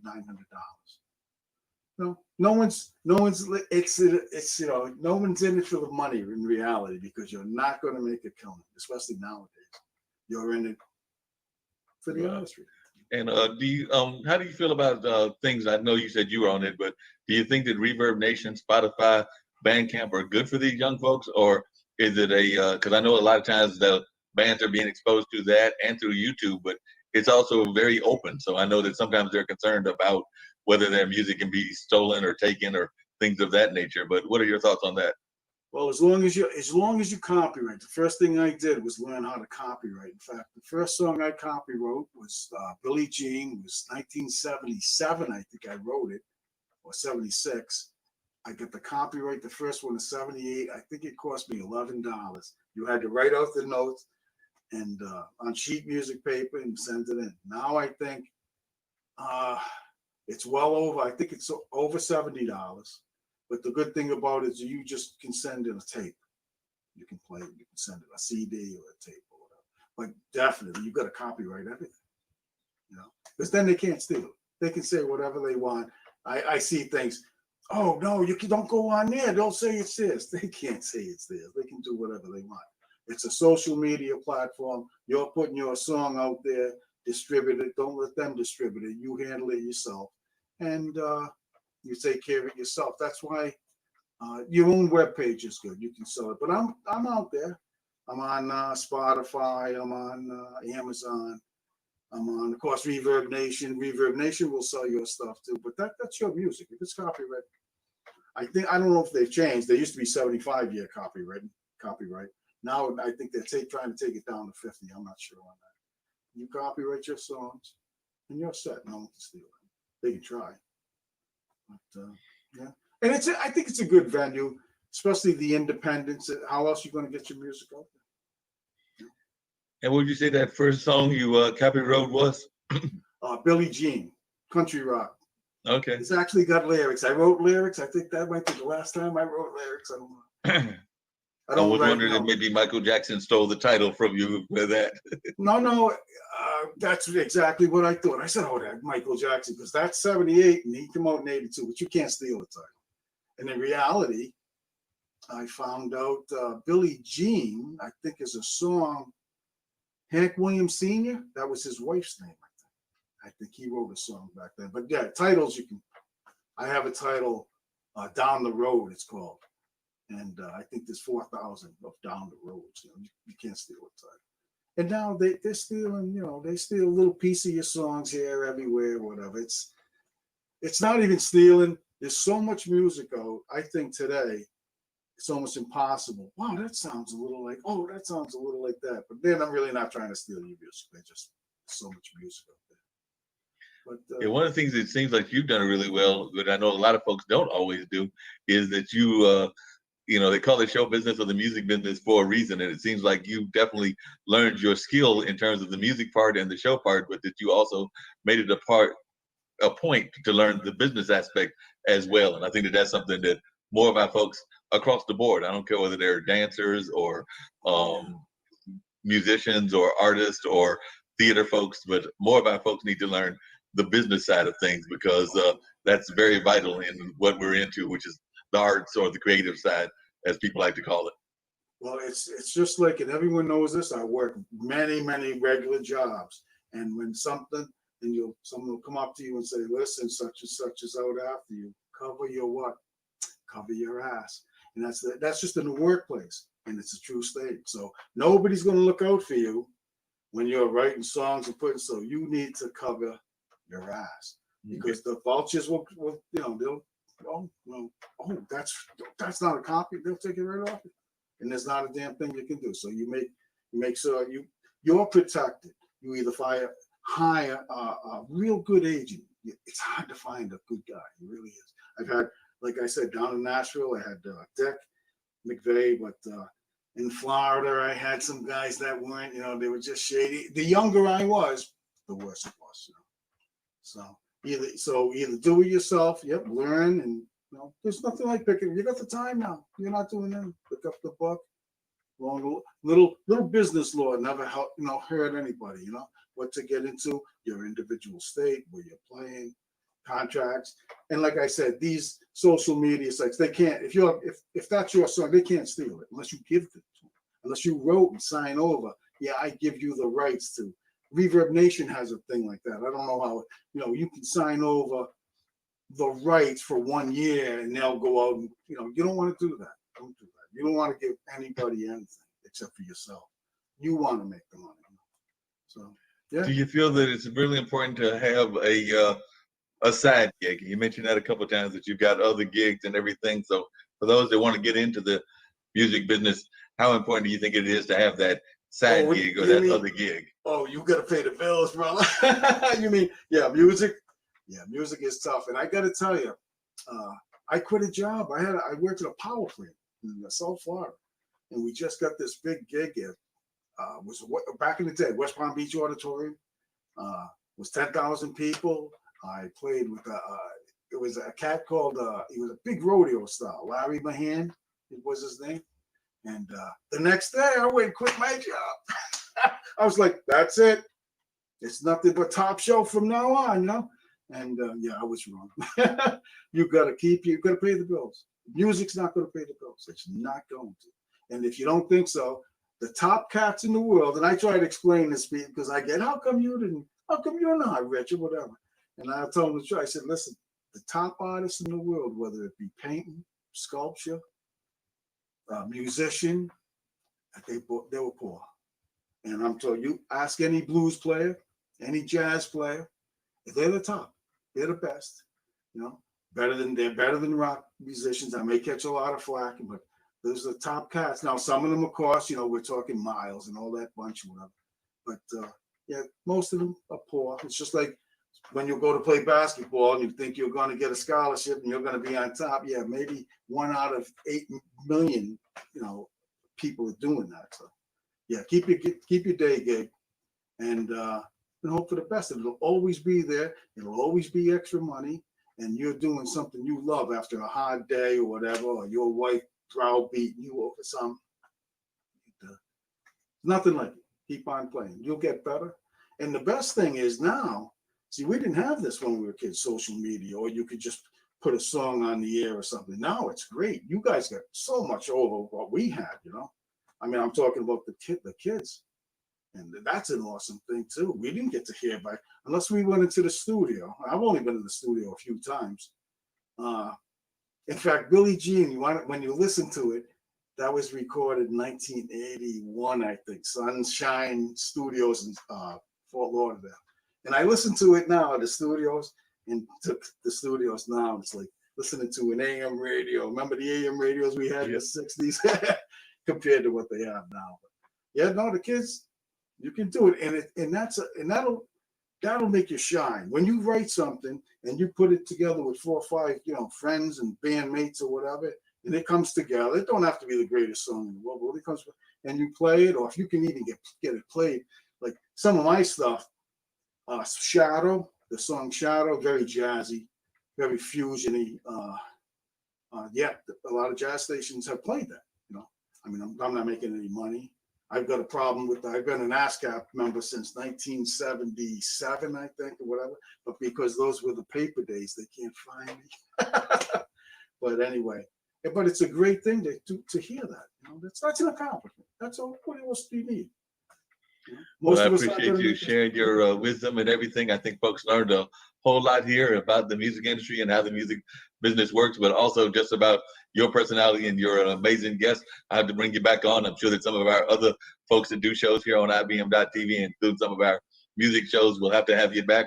And one of these times we'll have to have you back where you can actually have your instruments hooked up and we can get you to play. I'll get hooked up. Listen, I got more equipment in that back room than you can shake a stick at, but I loved it, and I just love talking. I love to see there are a lot of cats out there that look down at young people or whatever, and even I do someday, but not at what they're doing. It might be what they're playing or something, because I'm still human. But listen, just go out and do it. Just go out and that's why I even mentioned even protest. I was never a protester, but if that's how you got to get your listen, you got to hear me. If you got to scream at somebody, do it. And same thing with the music. Go out and play it. How I got on here, somebody said, well, what are you going to do? You're not doing anything. You're not going to go on Mark Lee's show. You're going to do what? What are you going to do? And I went, they're right. And I'm glad I did. It's awesome talking to you. It was awesome. And like I said, it's just a crazy times, and just make the best of it.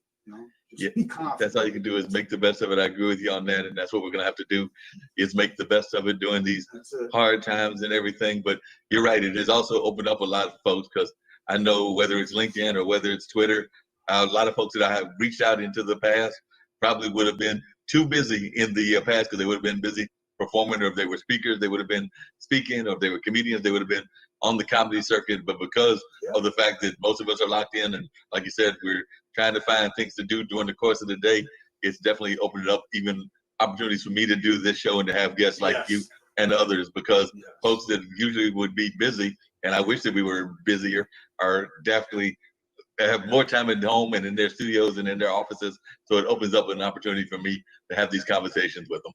Yes, and I want to say one thing before we leave, and that's right, I forgot LinkedIn, and that's where Mark and I we hooked up. And there's some great people out there. That every CEO in the world is on there, and they'll give you a musical listen. You can go on. I post mostly live stuff on there, but there's some great live stuff that some of the bands I've been in. And it doesn't have to be great. Don't ever be afraid to put live out there. Just has to be all right. I can hear it.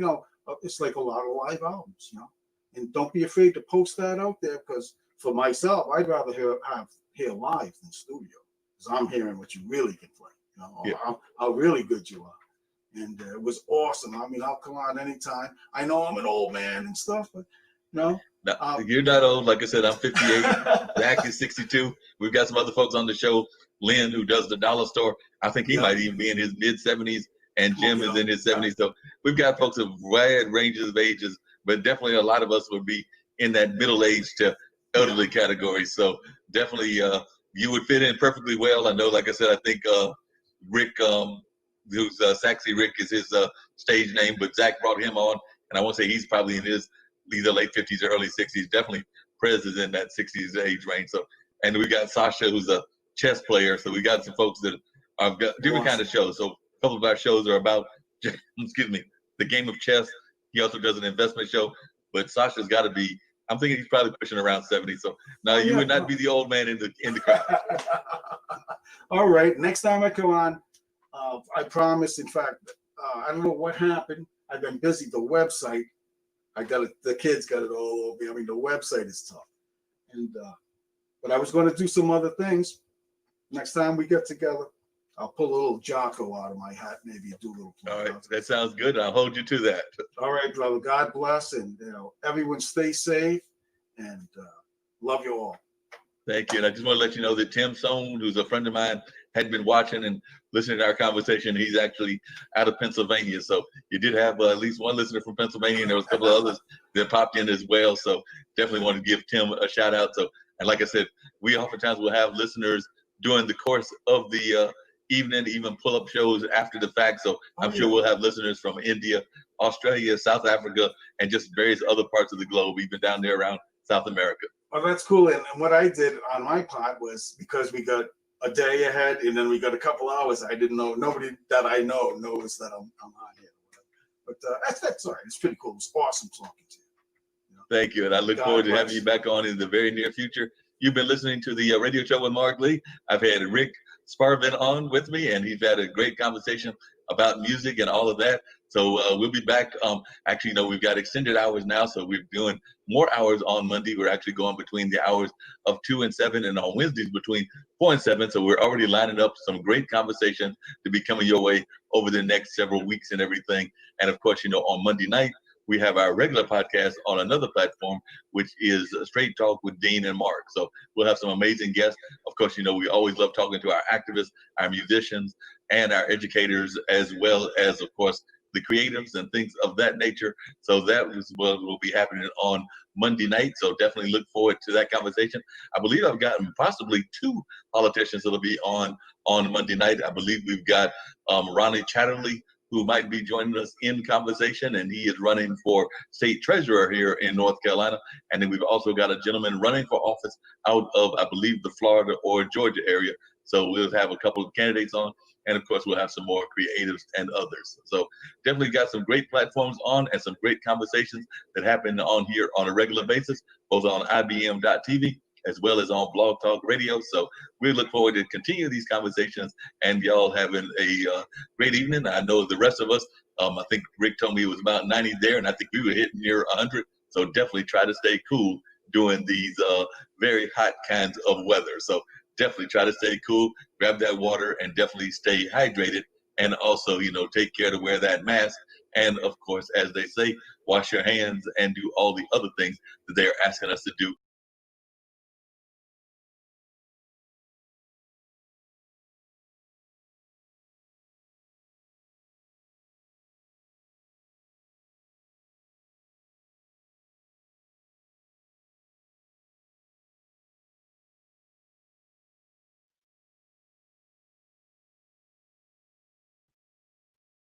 All right, folks, it's on a Sunday evening here in Durham, North Carolina, and we're actually going to do a special broadcast today. We're going to talk about a lot of things that are going on in the society, what's going on in the world, and of course, the very important role that we should be playing with Mother Earth and what Mother Earth is all about. So definitely, we need to be paying attention to that. I know that I've been paying attention to a lot of what the animals and things of that nature have been doing. I know there have been reports of dolphins appearing in places where they used not to be at. And of course, I've even seen rabbits and other things popping up around this community and actually being fairly friendly, not being as what some people might consider scared or other things of humans because they know that us humans have been going through some serious changes lately in terms of fighting the coronavirus and things of that nature. I'm pleased to have Billy join me in the conversation. Billy is here with us, and Billy is definitely one that is a fan of Mother Earth and Mother Nature and all of that. So definitely glad to have Billy on the conversation. I know that in talking to Billy, she had talked about being involved in earlier in the Native American culture. No celebration a little bit of the human connection to Mother Earth. I'm actually of the opinion that over the last several years, we've been getting away from that. But, coronavirus and other things came along and they've actually gotten us to, in my opinion, become a little bit more grounded with the way we should treat Mother Earth and things of that nature. Now, whether this is a temporary retreat or a permanent retreat, who knows? But I'm hoping that it's going to be a more permanent kind of thing and that we will have respect the way that our ancestors wanted us to have that kind of respect with Mother Earth and what is going on. So definitely glad to have Billy on with us. Billy, tell us where you're joining us from and a little bit about your background and also what your thoughts are about how you're coping with the coronavirus and what we're going on with the pandemic and also just how you're coping with life in general. And if you think that we as Earth citizens, humans, are actually doing a better job and maybe it's being forced on us because of what we're having to deal with the pandemic. And I'd love to hear your thoughts as to what's going on in the world and your thoughts on it.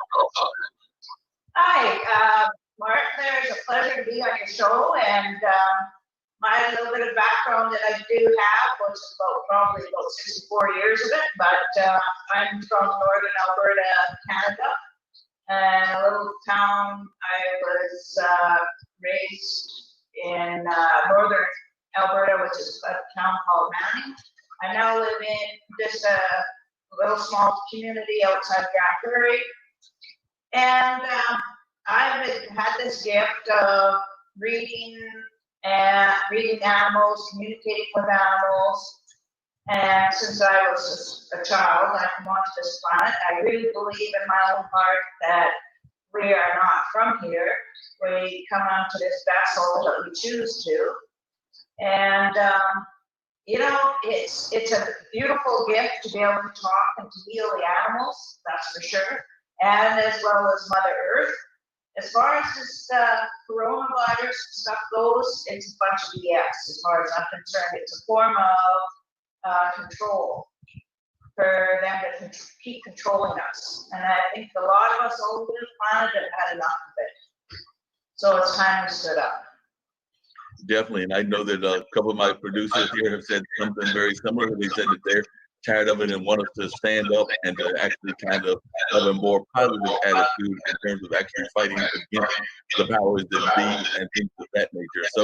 So, what is your opinion as to how we as humans are doing here and there in Canada? And I know Canada has a rich tradition of being more connected to Mother Earth, in my opinion, than some of us here in the States are. But just how do you think we're doing as both a world economy and an American economy? And I mean both of the Americans that are, both of the people that are part of Canada, the U.S., and I would even definitely put Mexico in that as well. But how are we doing in terms of treating the world and treating the animals? I know that you're talking to them regularly and having conversations. I've got friends that say that I will have conversations with the animals, but I do believe we have to have respect for them and kind of listen to the signals that they give us.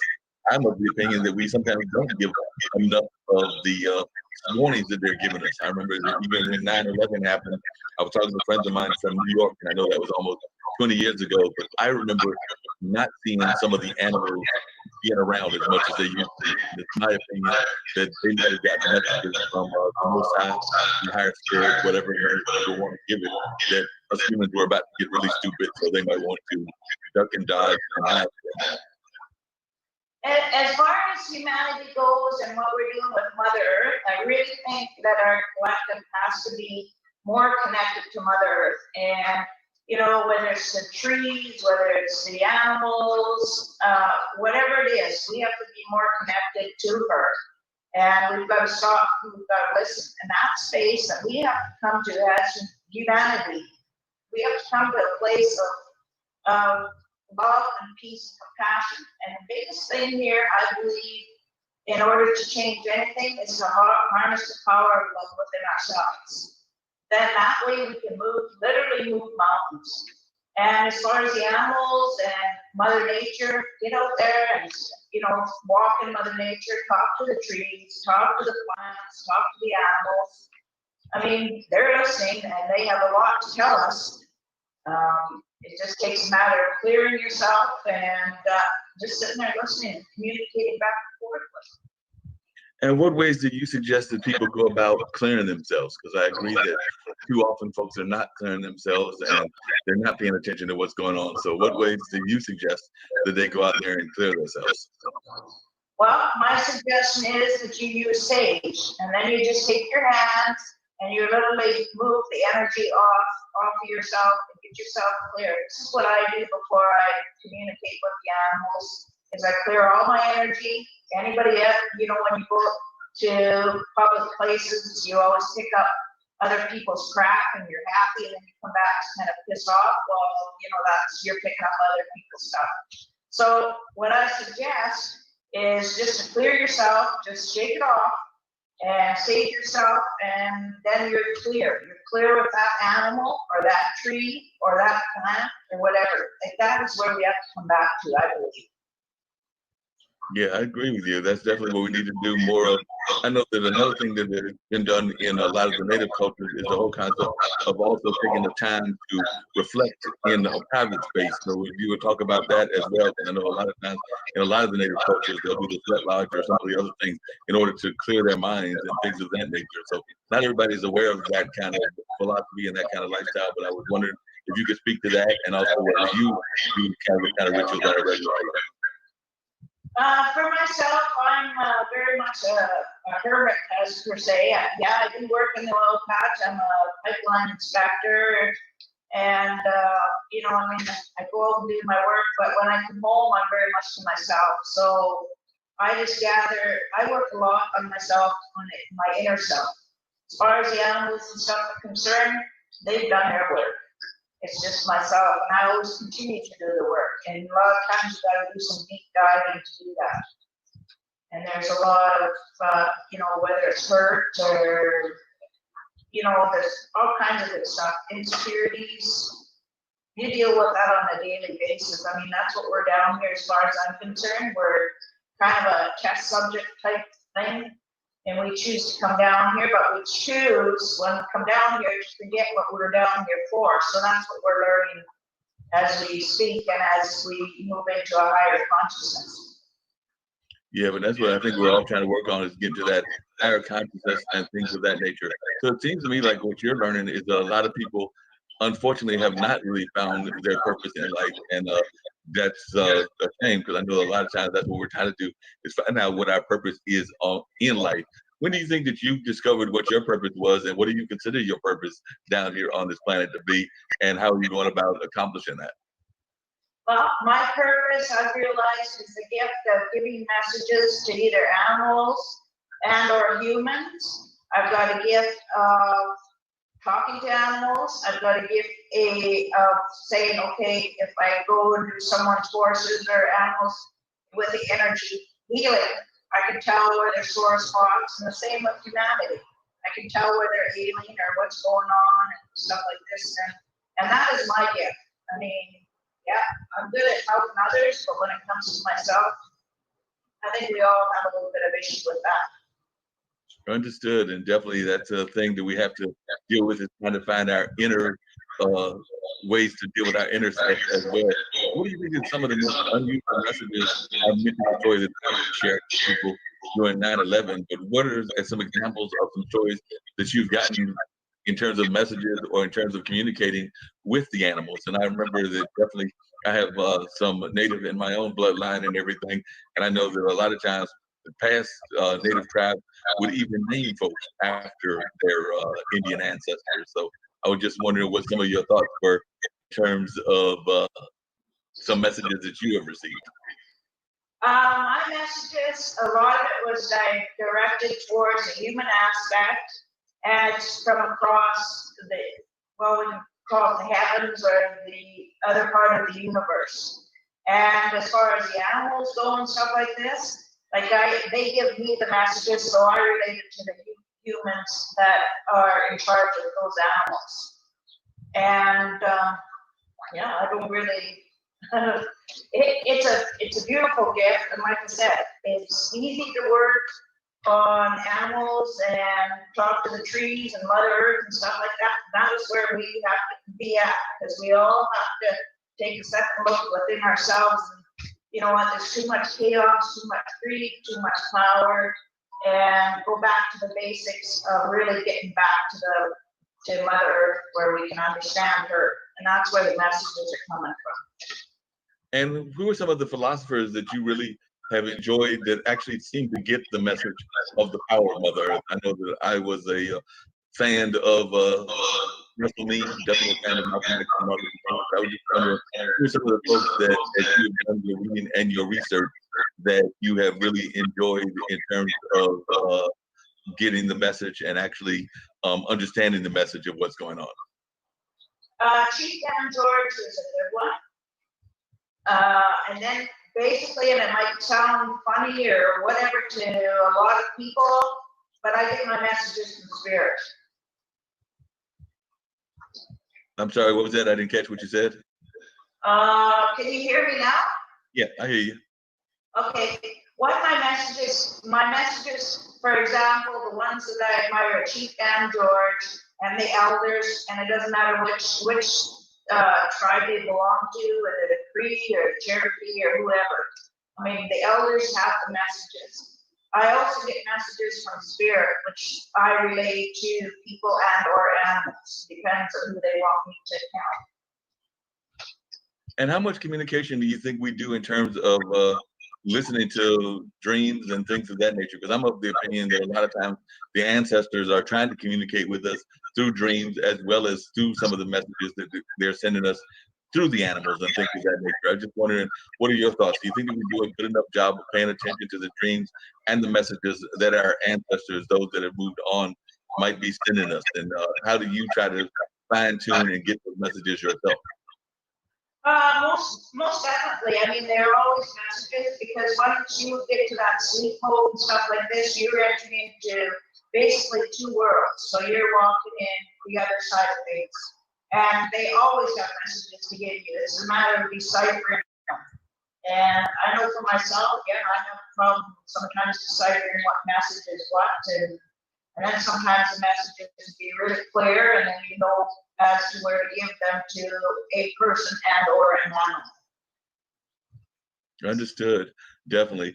And I know a lot of times here in the States and around the world, people get too caught up in the field of wondering what's going to be on the other side, and if there is anything on the other side. So I was just thinking, how do you go about your life in terms of like realizing that we may be moving on from this plane to another plane? Because you said that in your thoughts that oftentimes you feel that we're sent down here on a mission and we have to fulfill that mission. And then I'm thinking that you're probably a big believer in reincarnation. So we come back in several forms and variations. Is that what your beliefs are going to be? Oh, yeah. You know, a lot of people are afraid of death, but there's nothing to be afraid of, because we're going to another journey. And that journey is awesome, because from there we get to choose if we choose to come back here or if we plan to stay.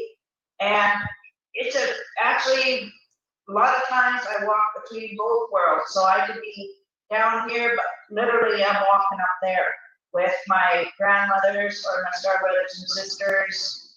And yeah, it's I know at my age and stuff, since I recognize my gift and whatnot, it's kind of hard to get out here in the public, and you know, it's just like, okay, let me do my work and continue on, but I guess it's not that way, right? Yeah, definitely. And I agree with you that you have to pay attention to those that have gone on. I know that I still feel connections with both of my grandparents, actually, and both of my granddads, who have both passed on, and definitely some other relatives who have passed on. So I definitely feel connected to them. And I try to see or hear some of the messages that they may be sending in through the dream world and things of that nature. I do sometimes wonder, and I know some people wonder if they're going to, because I know some people think that through the process of coming back and through the process of reincarnation that you're going from one end of the spectrum to the other, with I guess humans being the top of the spectrum. And then I had some friends that would quickly say that they did not want to come back as an ant. And I'm like, well, the ant may have a better life than you in some ways. That's true. You know what?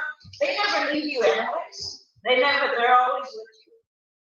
You can talk to them anytime you want.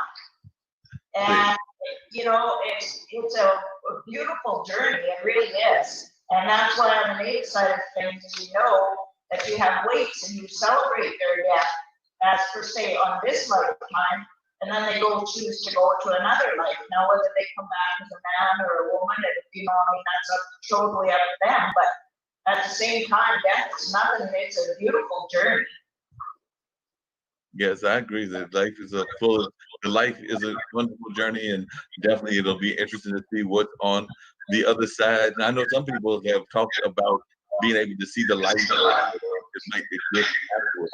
Have you talked to folks in your communication or in your experience that have actually had that experience, and what have they shared with you about that experience? And are you expecting that when your end comes that you'll be ready for it, or how are you preparing just in life in general? I was just wondering if you have made that journey. I was close to death a few times, but my sister, she did die, and she was telling me that she did, well, she's back, of course, but she died for a few seconds, but she had a choice on whether to come back or not. And I believe in my own heart of hearts and in the spirit world, that if you're not finished your journey, you will come back. You have that choice if you're sitting there in front of the Creator, so to speak, and you just have that choice because you're not done what you're going to do. Like if somebody asks you, okay, tomorrow you're going to die, is your life fulfilled?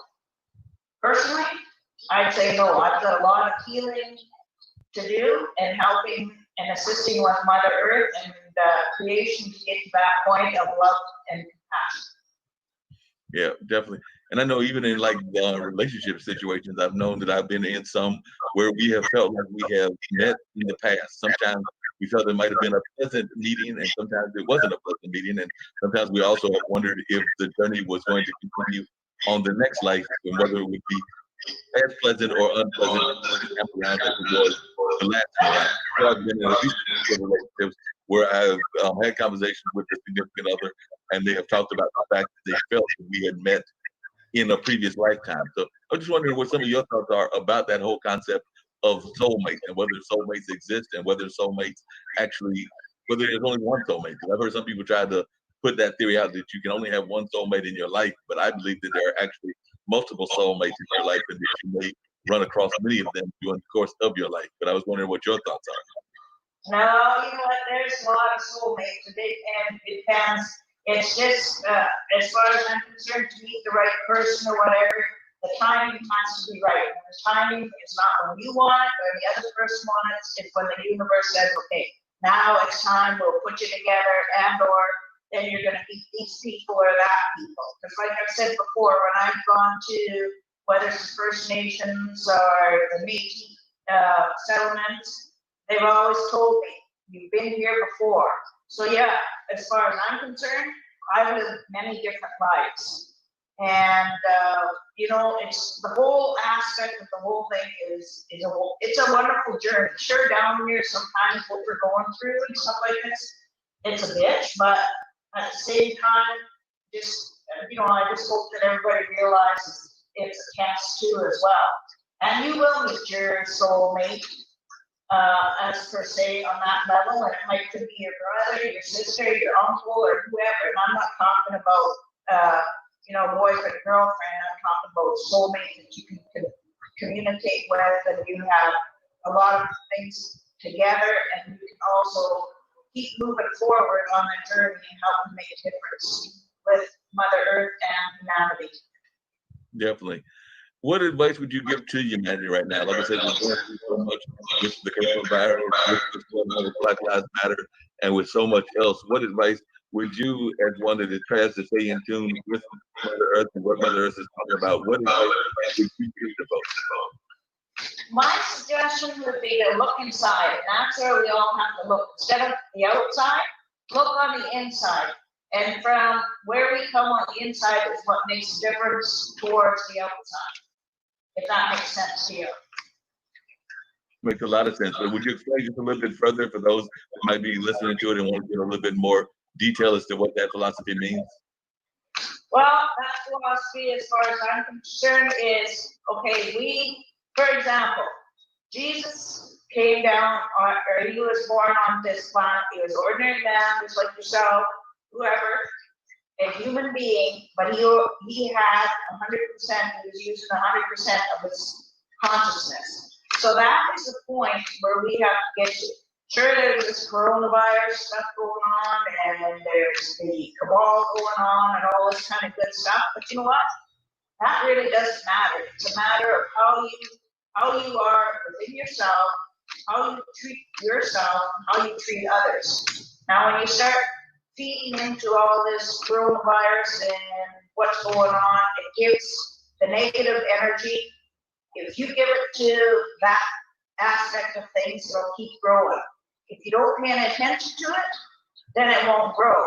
Focus on the love and the compassion and what you can do to help make yourself better and what you can do to learn. Because it doesn't matter if you have tons of money or whatever, like a lot of material things, that doesn't matter.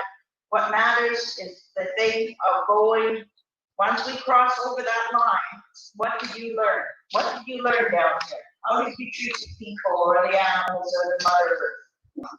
I believe that's what that's about. Wow.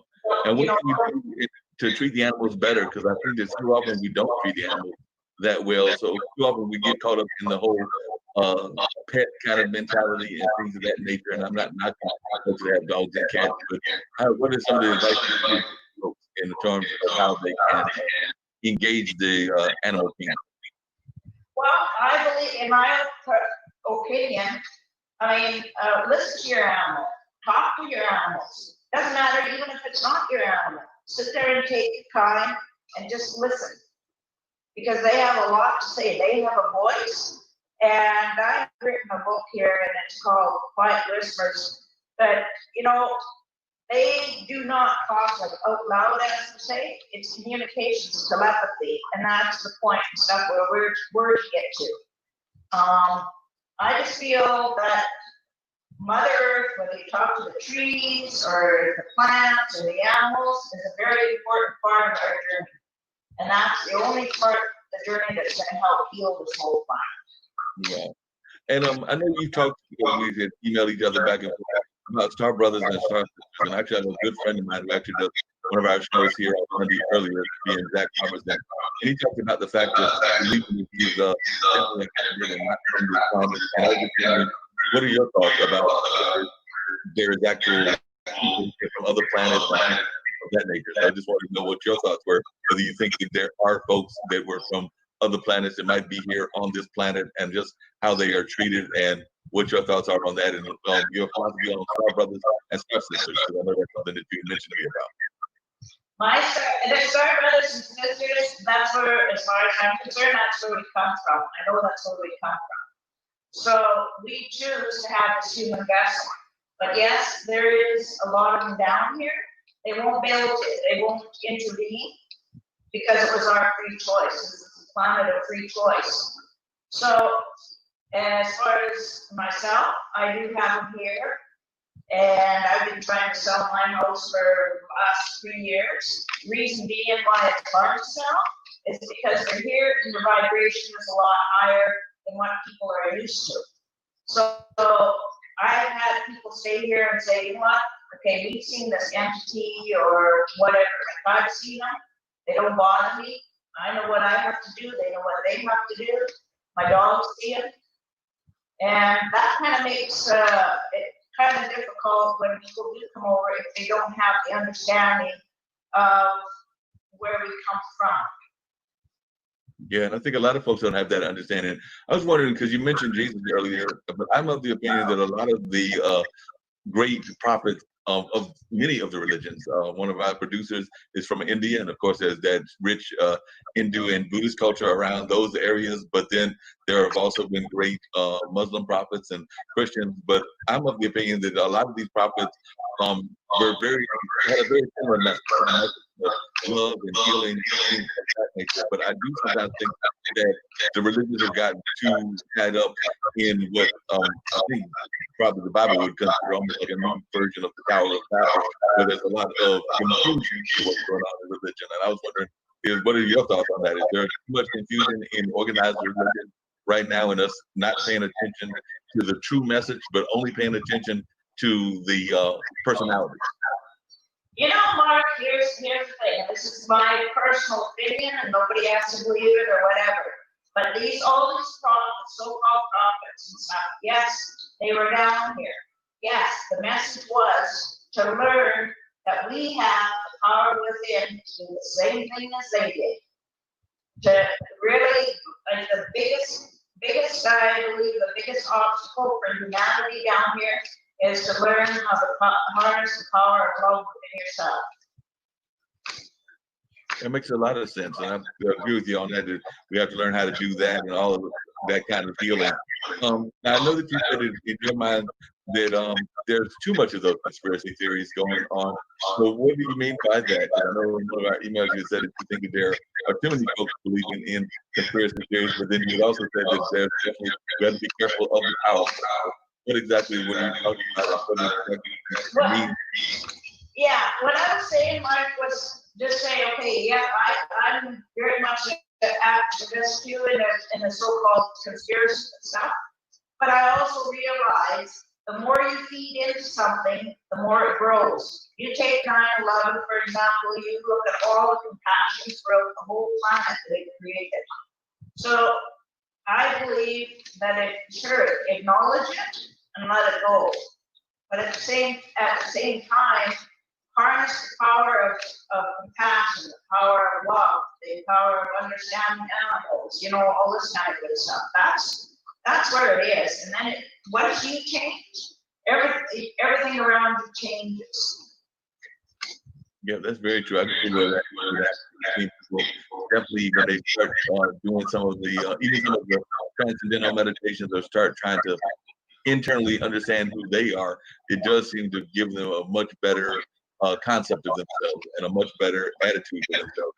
Actually, sometimes, and this is just my personal thought, I wish it was almost mandatory for some of our world leaders had to spend some time with some form of meditation or reflection, because then they might not do as many of the crazy things as they do in the world. So, I mean, I know we talk about wanting prayer in the schools, and I'm not knocking those that want that or wanting other things, but I do think that sometimes we just need in all of our institutions. I would even argue in our workplace, it would be great if we just could have maybe at the beginning of the day some type of reflection period where you actually had to put yourself in tune with what is going on in Mother Nature and around the world.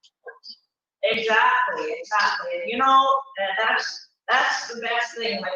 As far as leadership, it doesn't matter what country it is on this planet, there needs to be a person or persons in charge. And we can all be in charge of this too, because we don't need no governments and all this kind of good stuff. All there has to be is someone in there that has respect for the creation. Yeah, definitely. I can understand that. Definitely have that great respect for creation and a great understanding of what creation is all about. That would be great if that would happen. I was just wondering, when did you first come into your own understanding of your own roots and everything? And if you would, just share a little bit about your own personal history and what your roots are. Because like I said, I noticed you said that you have some family members, I believe, that are First Nation, but I was just wondering what your own roots are and how you came about discovering your roots. Okay, when I was, like you said, when I was small and stuff, there was always, on the native side of things, I was always connected. Now, it doesn't necessarily mean that the parents, if you're born through anything, are native. I mean, in the big pictures of things, yes, we are definitely already. But at the same time, as a human being, yeah, there's certain lineages and all kinds of good stuff. That's where I say, okay, yes, I do follow the red road. I do the spiritual. I honor the Mother Earth and I honor the animals and my ancestors. And, you know, as far as that growing up and stuff like that, yeah, we did a lot of, you know, working with our brothers and sisters, and we didn't have no judgment as to say, okay, well, he's native or she's not, or whoever. It doesn't matter. It doesn't matter what color you are. It just doesn't matter. I mean, and as far as the spiritual aspect on my journey, I've been on it ever since I came down here, and I choose to come down here. So if I can make a difference in someone's life, that's awesome. That's a great thing. Yeah, definitely. Anytime we can make a difference in anybody's life, that's always an amazing thing. I was just wondering, do you think that in some ways we might be trying to infringe too much on things that maybe we should not be infringing on? I'm thinking about like the fact that we are going back into the space exploration once again, and I know that one of our speakers has done work with NASA, and we've done stuff around the ocean, which of course we have all kinds of unsupported things. But I was just wondering, what is your feeling as to how Mother Nature and the Earth and society are feeling about us making these voyages into safe space or into the depths of the ocean? You know, Mother Earth, she can take care of herself. She's more resilient than anyone ever knows. I mean, you know, humanity is the ones that, like I said, we have to choose the right paths in order to save this planet, because it's going to basically to hell in a handbasket if we don't start standing up and start saving, you know, doing the right things, like whether it's the plastics of the oceans or whatever the case may be, you know. And I'm just kind of lost right now because, yeah.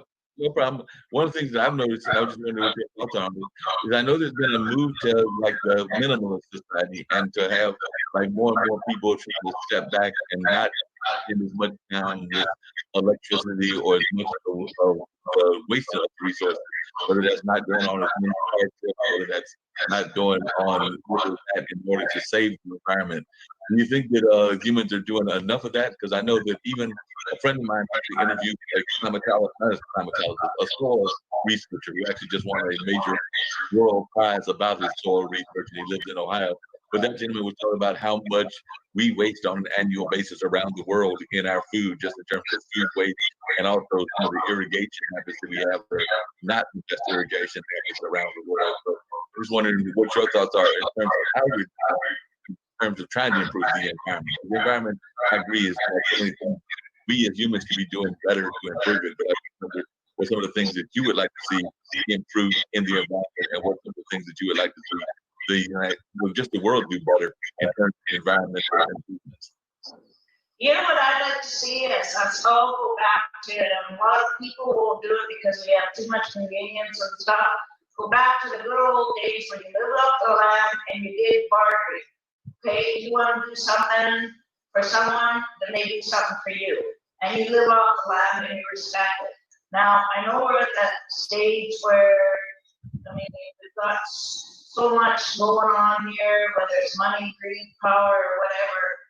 But the only thing that a person can do as an individual is work within yourself and show others the love and compassion that you have. Well, like I said, whether it's the animals, Mother Earth, whoever.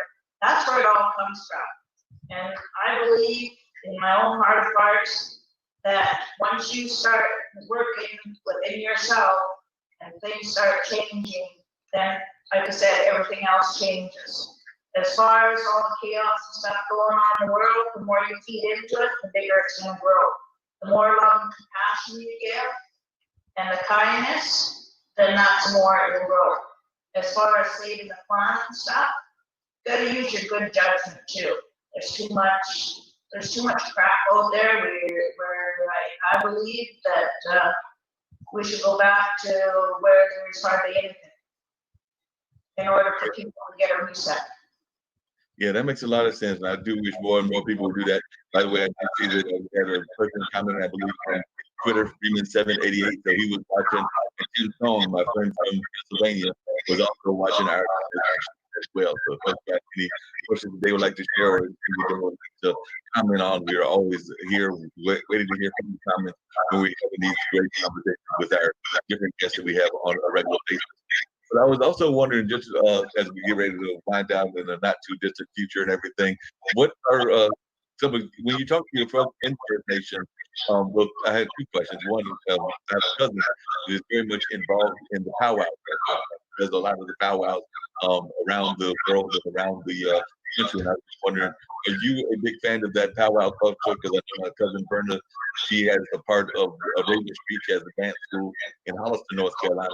I'm to Halifax in California, Canada, Halifax down here in North Carolina. But I was just wondering whether that was something that you get involved in yourself. Like I know she and her husband, who is I believe Archie Patrick, travel around the world doing these competitions. Yeah, no, I'm not directly involved in the powwows, and what a powwow is honoring the whole of creation, and that's a beautiful thing. And like I said, when I'm not working, I'm very much a hermit, and you know, I don't really get out too much. And this is how I thought, well, let's start getting out. But yeah, as far as the powwows and stuff, it's a very sacred thing. It's honoring Mother Earth and all of creation. No doubt about that. It's definitely honoring Mother Earth on a regular basis. I know you said that you're a hermit, and actually, it's surprising to do this kind of work. I will sometimes have my hermit moments as well, because like I said, I do this kind of work. I will also take some time to reflect or spend some time internally. While I may get out with some of my friends and things of that nature, I do also spend some time internally, because I think that you have to have those moments where you're internally spending time with yourself. Like even the most popular person in the world, I think sometimes needs to have some reflective time away from that hustle and bustle, just in order to survive and in order to thrive. That's the philosophy that I have in life. Sometimes you need to have that downtime and that reflective time.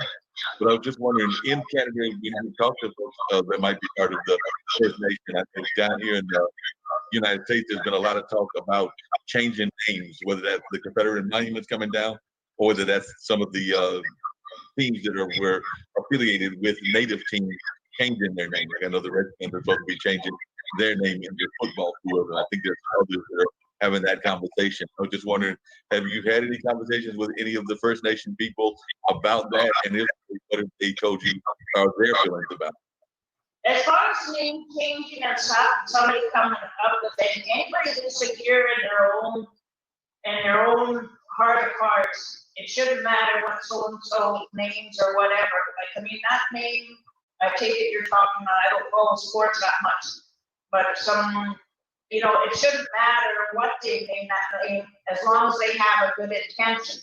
It's their intention what matters the most. It doesn't, you know, I mean, you can have a name of a basketball guy or hockey or whatever, but it's your intention behind your name and your thoughts that make the difference. And as far as people rising up, whether it's Black Lives Matter or whatever, you know what, all our lives matter. Doesn't matter whether we're red, green, or whatever. And your name, yeah, it's kind of supersedes you. So if they're misusing a name and people think they're misusing it, well then they should sit down and have a chat and say, you know, on the Native side of things, a lot of things are sacred. And people do abuse the names and whatnot of things, but you know, that's what we sit down and discuss between the two parties, I believe. No, I agree with you totally. I know one of the things that really threw me off, and I don't know if you ever read the book, but I just finished, well, I'm actually in the process of reading, I haven't finished it, but I've been reading Bury My Hearted Wounded Knee, which actually talks about the history of the First Nation and the way that America, when it was created, basically cheated the First Nation out of a lot of their rights and things of that nature by basically putting out some contracts and other things that were totally unfair and totally unjust. But I've definitely been reading that book. I remember as I told one friend of mine, when I first started reading the book, I had to tone down my energy levels because it was definitely giving me that negative energy based on some of that history. But then I realized that was a lesson in history, and we do have to learn from our past and learn from history. So then after I took it in a different context, put it in the context of that was history and not letting it get to my nerves, then I was able to pick the book up again and begin to read it again. But I know when I first picked up the book, and I had seen the book sometime back, but I had ordered it from one of our ordering sites and everything, and then started reading it. But when I was first reading it, I too had to tone down that negative energy, because sometimes even when we want to study history, sometimes that study of history can highlight some points that we might not want to reflect on or deal with, and then you just have to like pull back, refresh, and put it in the context of what it is, which is that it was history and it's something that we can learn from. You know what, my opinion on all of that, the history and stuff like that, if you strip away the greed, the power, the money, that kind of stuff, we wouldn't have no separation. And there would be no control over humanity. I mean, man, we're all created, we're all safe, we're all connected. So as far as I'm concerned, if the money would get out of the equation and the people think they have power and all those, the governments, banks, everything, if they'd all drop, we'd be back to where we respect one another. Yes, and I agree with you. So it sounds like you would love us to get away from this kind of economy that we have, where everything is so consumer oriented and so money oriented, and get back to where we actually, as you said earlier, doing the more natural kind of things of bartering with friends and relatives and able to communicate with them that way. If I've got a like if we want to have dinner and I've got a couple of vegetables and you've got the cow, and we get together and we create a perfectly fine dinner together, because you providing the meat, I'm providing the cucumbers and the lettuce or whatever. Yeah, exactly. I think that's the way it should be. Like, yes, we can advance in technology, but in my opinion, I think we're so far behind in technology, I think we're ahead, because Star Brothers and Sisters, they've been doing mining from Earth to the moon and all kinds of stuff. Like, I don't know where humanity gets off on where they think they're so far ahead, but when that's well, we're so far behind. When you get ahead, you get to that consciousness, then you don't even have to go anywhere to build something. You don't have to go anywhere to even talk anything. You should do it tobacco-wise. Like, I mean, like I said, we're so far behind that it's pathetic as far as I'm concerned. Yeah. And going through, going sharing and stuff like this, like we were just talking about. Like, okay, I've got, vegetables for this dinner or whatever, or I'll do it in the house, and you're the window maker, you'll make the windows. I believe really that's where we should be at. And even in this day and age, it wouldn't hurt whatsoever to take the money out of the equation and the power and the greed. Definitely. So if I'm hearing you correctly, so you're actually thinking that probably the pyramids and some of the other things that we consider the great wonders of the earth were actually not built by us, but were built by other folks that were coming from other places and other parts of the universe, if I'm hearing what you're saying correctly. Exactly. Okay. It makes a lot of sense, and if that's the case, then we're way behind, because I mean, we may just now be getting to the flying cars that the Jetsons were talking about, but we're nowhere near being able to build an entire pyramid or some of those other great wonders of the world that people are always talking about and are oftentimes trying to figure out how they came about and everything. Oh yeah, and and the government, don't worry, they've got these underground tunnels and stuff like this that they're doing. Tests on humanity and stuff like this, and you see all these kids or these people go missing. I believe a lot of it is the government takes them. Plus, I believe also that the alien species called the Star Brothers and Sisters, they're not all negative, and it's love and light is what it is. But humanity tends to create all this chaos, and then people fall into it, and then create a bigger chaos. But when you look at it with love and light, it makes a big difference. Like, I mean, man, it's a simple solution to life. What more could a person want?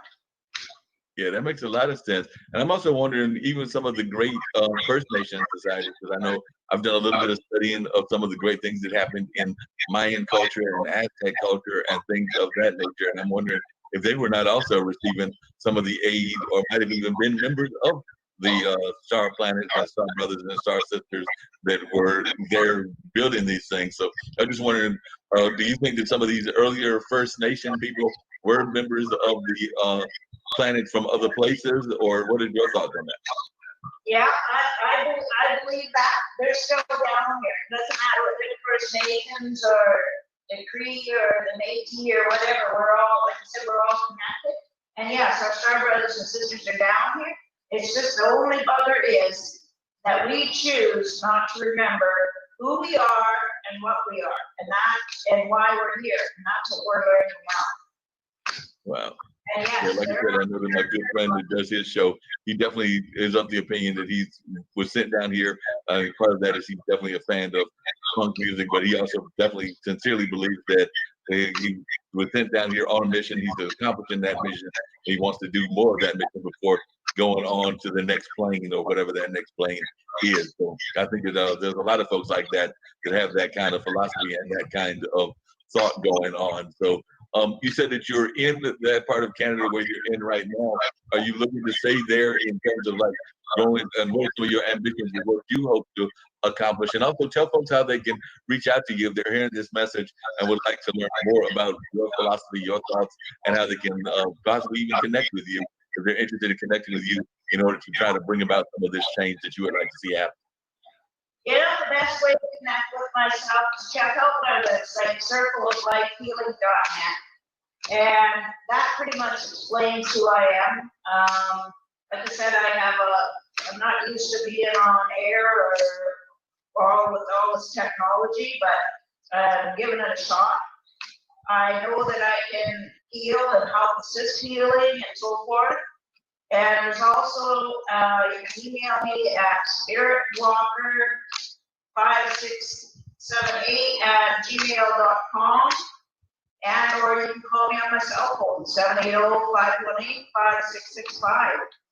I've also got a Patreon site, which there's about 3 levels, that and Bliss Learning as well. And it's called patreon.com/Mystic Woman. Talk about Mystic Woman, yeah, that pretty much suits me. All right. And explain how you came up with the name of your company and what that means. I mean, I have an idea of what it means, but just to explain to those that are watching what that means and why you came up with that name. The circle of life to me means, okay, helping the animals, the healing, the communication, helping humanity, healing, the communication, talking to the raw people, all kinds of stuff. And I've been through abuse, I've been through mental, physical, each day I've got something to learn, but I have a lot to offer anyone that's interested. So that's what that circle of life means to me. Sounds great. It sounds like you've gone through a lot. And what advice would you give to others that have gone through that? Because I've actually got some friends of mine that have gone through different types of abuse. I mean, whether it was marital abuse, whether it was abuse as children, whether it was whatever. And I know oftentimes they want to tell their story, but they're afraid that the platform isn't going to be big enough. They're afraid they might expose too much of their own hurt and pain in terms of telling their story. So as you think about the ways that you have told your story, what advice would you give to others that have a story that they need to share? Because I think that there's so many stories out there that need to be shared. Because like I said, I have a number of friends, particularly ladies, that have gone through certain kinds of things, and they would like to share these kind of stories to the rest of the world. Well, you bet. First of all, don't be ashamed or whatever what you've gone through, because naturally you've gone through it for a reason, specific reason. And don't hold it in. Whatever you do, don't hold it in. Either take out a journal and start writing, start meditating, do something, because you've got to see the wonderful person, human that you are within yourself. Not what everybody else thought you should be or what you should be. It's within yourself. Because I do neurolinguistic programming and stuff too, and you know what? It's forget what anybody's ever taught you, what everybody's ever said. You have all the answers, and once you start digging in there, yeah, you do have the answers. And sure, it takes people to help people, but man, don't be afraid to step up and tell your story. That makes a lot of sense, but I'm oftentimes afraid that too often folks are too ashamed or too afraid to tell their stories, and that's where I wish people would do what you've done and actually tell those powerful stories and share their stories, because I also think that we sometimes have a bad habit of internalizing our pain and not sharing the pain with the rest of the community in a positive way, in a way that helps enlighten what's going on in the world. But I do know that sometimes, whatever that pain is, whether it's pain in relationships, whether it's pain in the job, whether it's just pain in all kinds of relationships that we have, whether that's job relationships, career relationships, life relationships of between the couple, between significant others, whatever those relationships are. I do feel that too often we internalize things, and it sounds to me like one of the things that you try to encourage people to do is to actually tell their stories and share their stories. It sounds to me like that's part of your healing process as well, not just for yourself, but also for your clients. Well, you bet. And then, you know, even helping others to heal, whether it's the animals, plants, whatever, humanity, it helps you to heal too. And never ever feel that you're not loved. I used to feel that many years ago when I went through the mental and physical abuse. But you know what, I look at it now and I think, you know what, that was a gift, because that showed me the strength of the power within myself. It's not to control anybody or anything like that, it's the power and also the knowledge to know that we are all loved. Yeah. Never go through a moment without knowing that you're not loved, because you are. Wow. And I was wondering, how do you feel about the whole, because you said, and you touched on it, the fact of the mental illness and some of the things that you went through with that, or the mental things that you went through, mental abuse or whatever. But do you think that sometimes society does too much of trying to medicate what's going on in the world? Because that's the other thing that I fear, is that too often we try to over medicate what's going on, and I'm a big proponent of us not doing as much medication, because I know that even here in I'm in Durham, North Carolina, but even here in Durham or any parts of the United States, I would argue parts all over the world, that too often we see a kid that's hyper, like a young kid, and we're ready to give him Ritalin or some other drug. And then I like to tell friends, like, what kid do you know that isn't hyper? So like I said, most kids are hyper in one form or another. I think that's part of being a kid. Yeah, and you know what, I think that they take these kids and think, okay, whether they give them this Ritalin or whatever the case may be, go to the root of the cause. And a lot of these kids that are so intuitive have high anxiety, have, insecurity issues and stuff like that. And I mean, acknowledge them for their gift. Like, if they don't have something in front of them, then put something else in front of them and talk to them. I mean, it's an understanding of humanity and where they're coming from. It's not necessarily putting all these drugs into people and then trying to cover up something. And on another note there too, and I have found, I've been through it, whether you try to hide things, so you're going to either cover it up with alcohol or drugs or whatever. It doesn't work, because it's still there. You still have to deal with it. And like I said, the only way to deal with it is to do some deep diving within yourself. And you have just realized that we have no control over anyone but within ourselves. Yeah, that's very true. That's the only people that we have control of. Like I said, I think I got about 5 minutes to get ready to wrap down everything. But I was just wondering, do a couple of things. One, I want to definitely leave with whatever final thoughts you would like to share to our audience, and to share with the audience whatever that final thought might be, or final message. We got a message to the world leaders, and we can share that. I was just wondering, do you think that there are ways that you can recognize or know when you are in the midst of somebody that is part of the four-star sister fraternity, or is it just something that you'll never know until you get to the other side, that you are in the midst of those presences, unless they tell you? Because I have had some folks that are friends of mine that have told me that they were within that society and they reveal themselves that way. But I was wondering, do you think that there are ways that you can tell when you're in the midst of these great folks? Yeah, there is, because once you change and you found the power of love within yourself and stuff like this, that is when everything changes around you. If you'll know a family member to leave or whatever. And I guess the biggest message I have is to harness the power of love within yourself. Then you'll be able to literally move mountains.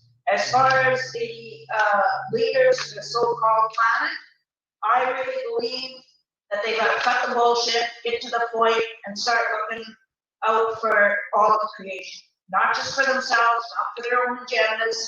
It's for everybody, we as a collective, because we are so strong within ourselves, and once we change within ourselves, we can, like I said, move mountains. We have a leader that's willing to help and assist in that and give positive growth to everything and everyone, then that's where we're going to be. It's a place of love and compassion, and it will come to that. I think that you're absolutely right, and I look forward to that day when we see that and everything. Because I was thinking, I was actually thinking about how sometimes things that are revered in American history also have a place in other history as well. So I was like thinking about that when a certain leader of the world went to go speak at Mount Rushmore, but then he also realized that that was Lakota territory as well. And I think that sometimes we forget that some of these great monuments are also on the property of our ancestors, and that our ancestors actually were there many moons before those monuments were put there, before whatever was put there was placed there, and so we need to honor their presence as well.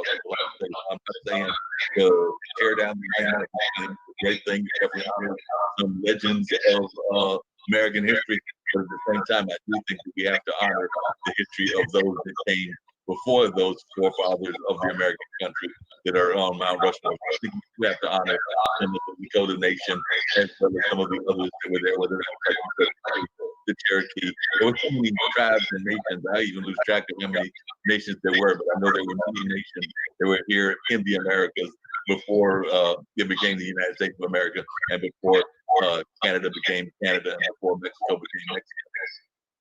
Yeah, well, you know what I think, Mark, is that the whole thing that causes all this eruption all over the planet is power and greed.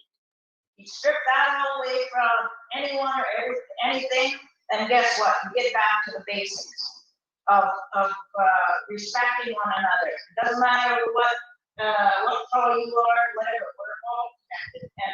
And that is my biggest thing for anyone listening, is to get to the harness, and I'll say it over and over again, harness the power of love within yourself. Yeah, it takes a lot of work, but at the same time, and the same with these leaders, if they look inside themselves and say, look, who am I doing this for? Because the majority of this chaos is over minerals, which is a crop of gold. So that's my message. Basically, like I said, you know what? In order to change anything, we have to change ourselves. And that's a very powerful message, and I think it's a message that many of our listeners that have been watching us can definitely take heed to, which is that whole concept of definitely changing ourselves and changing ourselves for the positive. So like I said I would be with you for about an hour, and that's about where we've been at. So I'm here to wrap everything up. So once again, if you've got any last words that you want to share, this is your opportunity to share those. You want to give people another shout out as to how they can reach you one more time, or you just got any other powerful words of wisdom, because I do appreciate the wisdom that you have shared, and I thought there was some great insight that you gave, and I hope that people are definitely listening to what you said and are paying attention, because I thought there was some very powerful words that needed to be heard. But if you definitely have any other things that you'd like to share, even about your past or about just life in general, then the floor is yours. You know, Mark, I'm very grateful to be on your show, and I know the exposure makes a big difference. I'll tell you what, if anyone wants to get a hold of me, like I said, email me at spiritwalker5678@gmail.com, or phone me on my cell phone, 780-518-5665. Check out my website, circleoflifehealing.net. And if I can help your animals or yourself, and I can help anything or anyone, just give me a shout, because that's what I'm here for. And I mean, we all have gifts. So just find out what those gifts are and your passion, and move forward. Well, I definitely appreciate you being on the show, and hopefully I'll get you back on in the not too distant future. But definitely, I hope that you do get some business from folks learning about what you're all about. So I'm going to wrap up the show right now, but I definitely do want to thank you for being on and sharing that very powerful message that you were sharing. And I do believe, and I know that a lot of members of my IBM family also believe, that we do need to work on improving ourselves and do that on a constant basis and that is what this whole world is about, is us trying to like come internally and discover our true purpose, our true meaning, and actually living that meaning to its fullest. So definitely thanks for being on the show, and I look forward to seeing you in the not too distant future. Who knows, maybe after coronavirus is over, we can actually find a place that we can actually meet and see each other, because unfortunately with all going on with the coronavirus and the way that things are being regulated and put out there, a lot of travel is not happening. So I don't know when that'll happen. I know that some of my musician friends are saying they may not be doing concerts till 2022, but I'm hoping that that's wrong for their sake, and I'm hoping it's wrong for a lot of other folks' sake as well. So I know that I'm definitely hoping that we will get through this faster than we actually are being predicted that it will happen, and that we will move in the positive direction that we need to be moving in. So on that note, I'm going to end this show, and I look forward to seeing my guest that I'm gonna have on the regular Monday afternoon show, who's gonna be talking about the whole art of kindness and how we need to be kind to each other. And I think I've got a comedian that'll be showing up, and of course I've got some other amazing guests that'll be appearing over the next several weeks. So definitely want to thank Billy for being on the show, and I look forward to having her back on in the not too distant future. Love and light to you all. Thank you very much, Mark.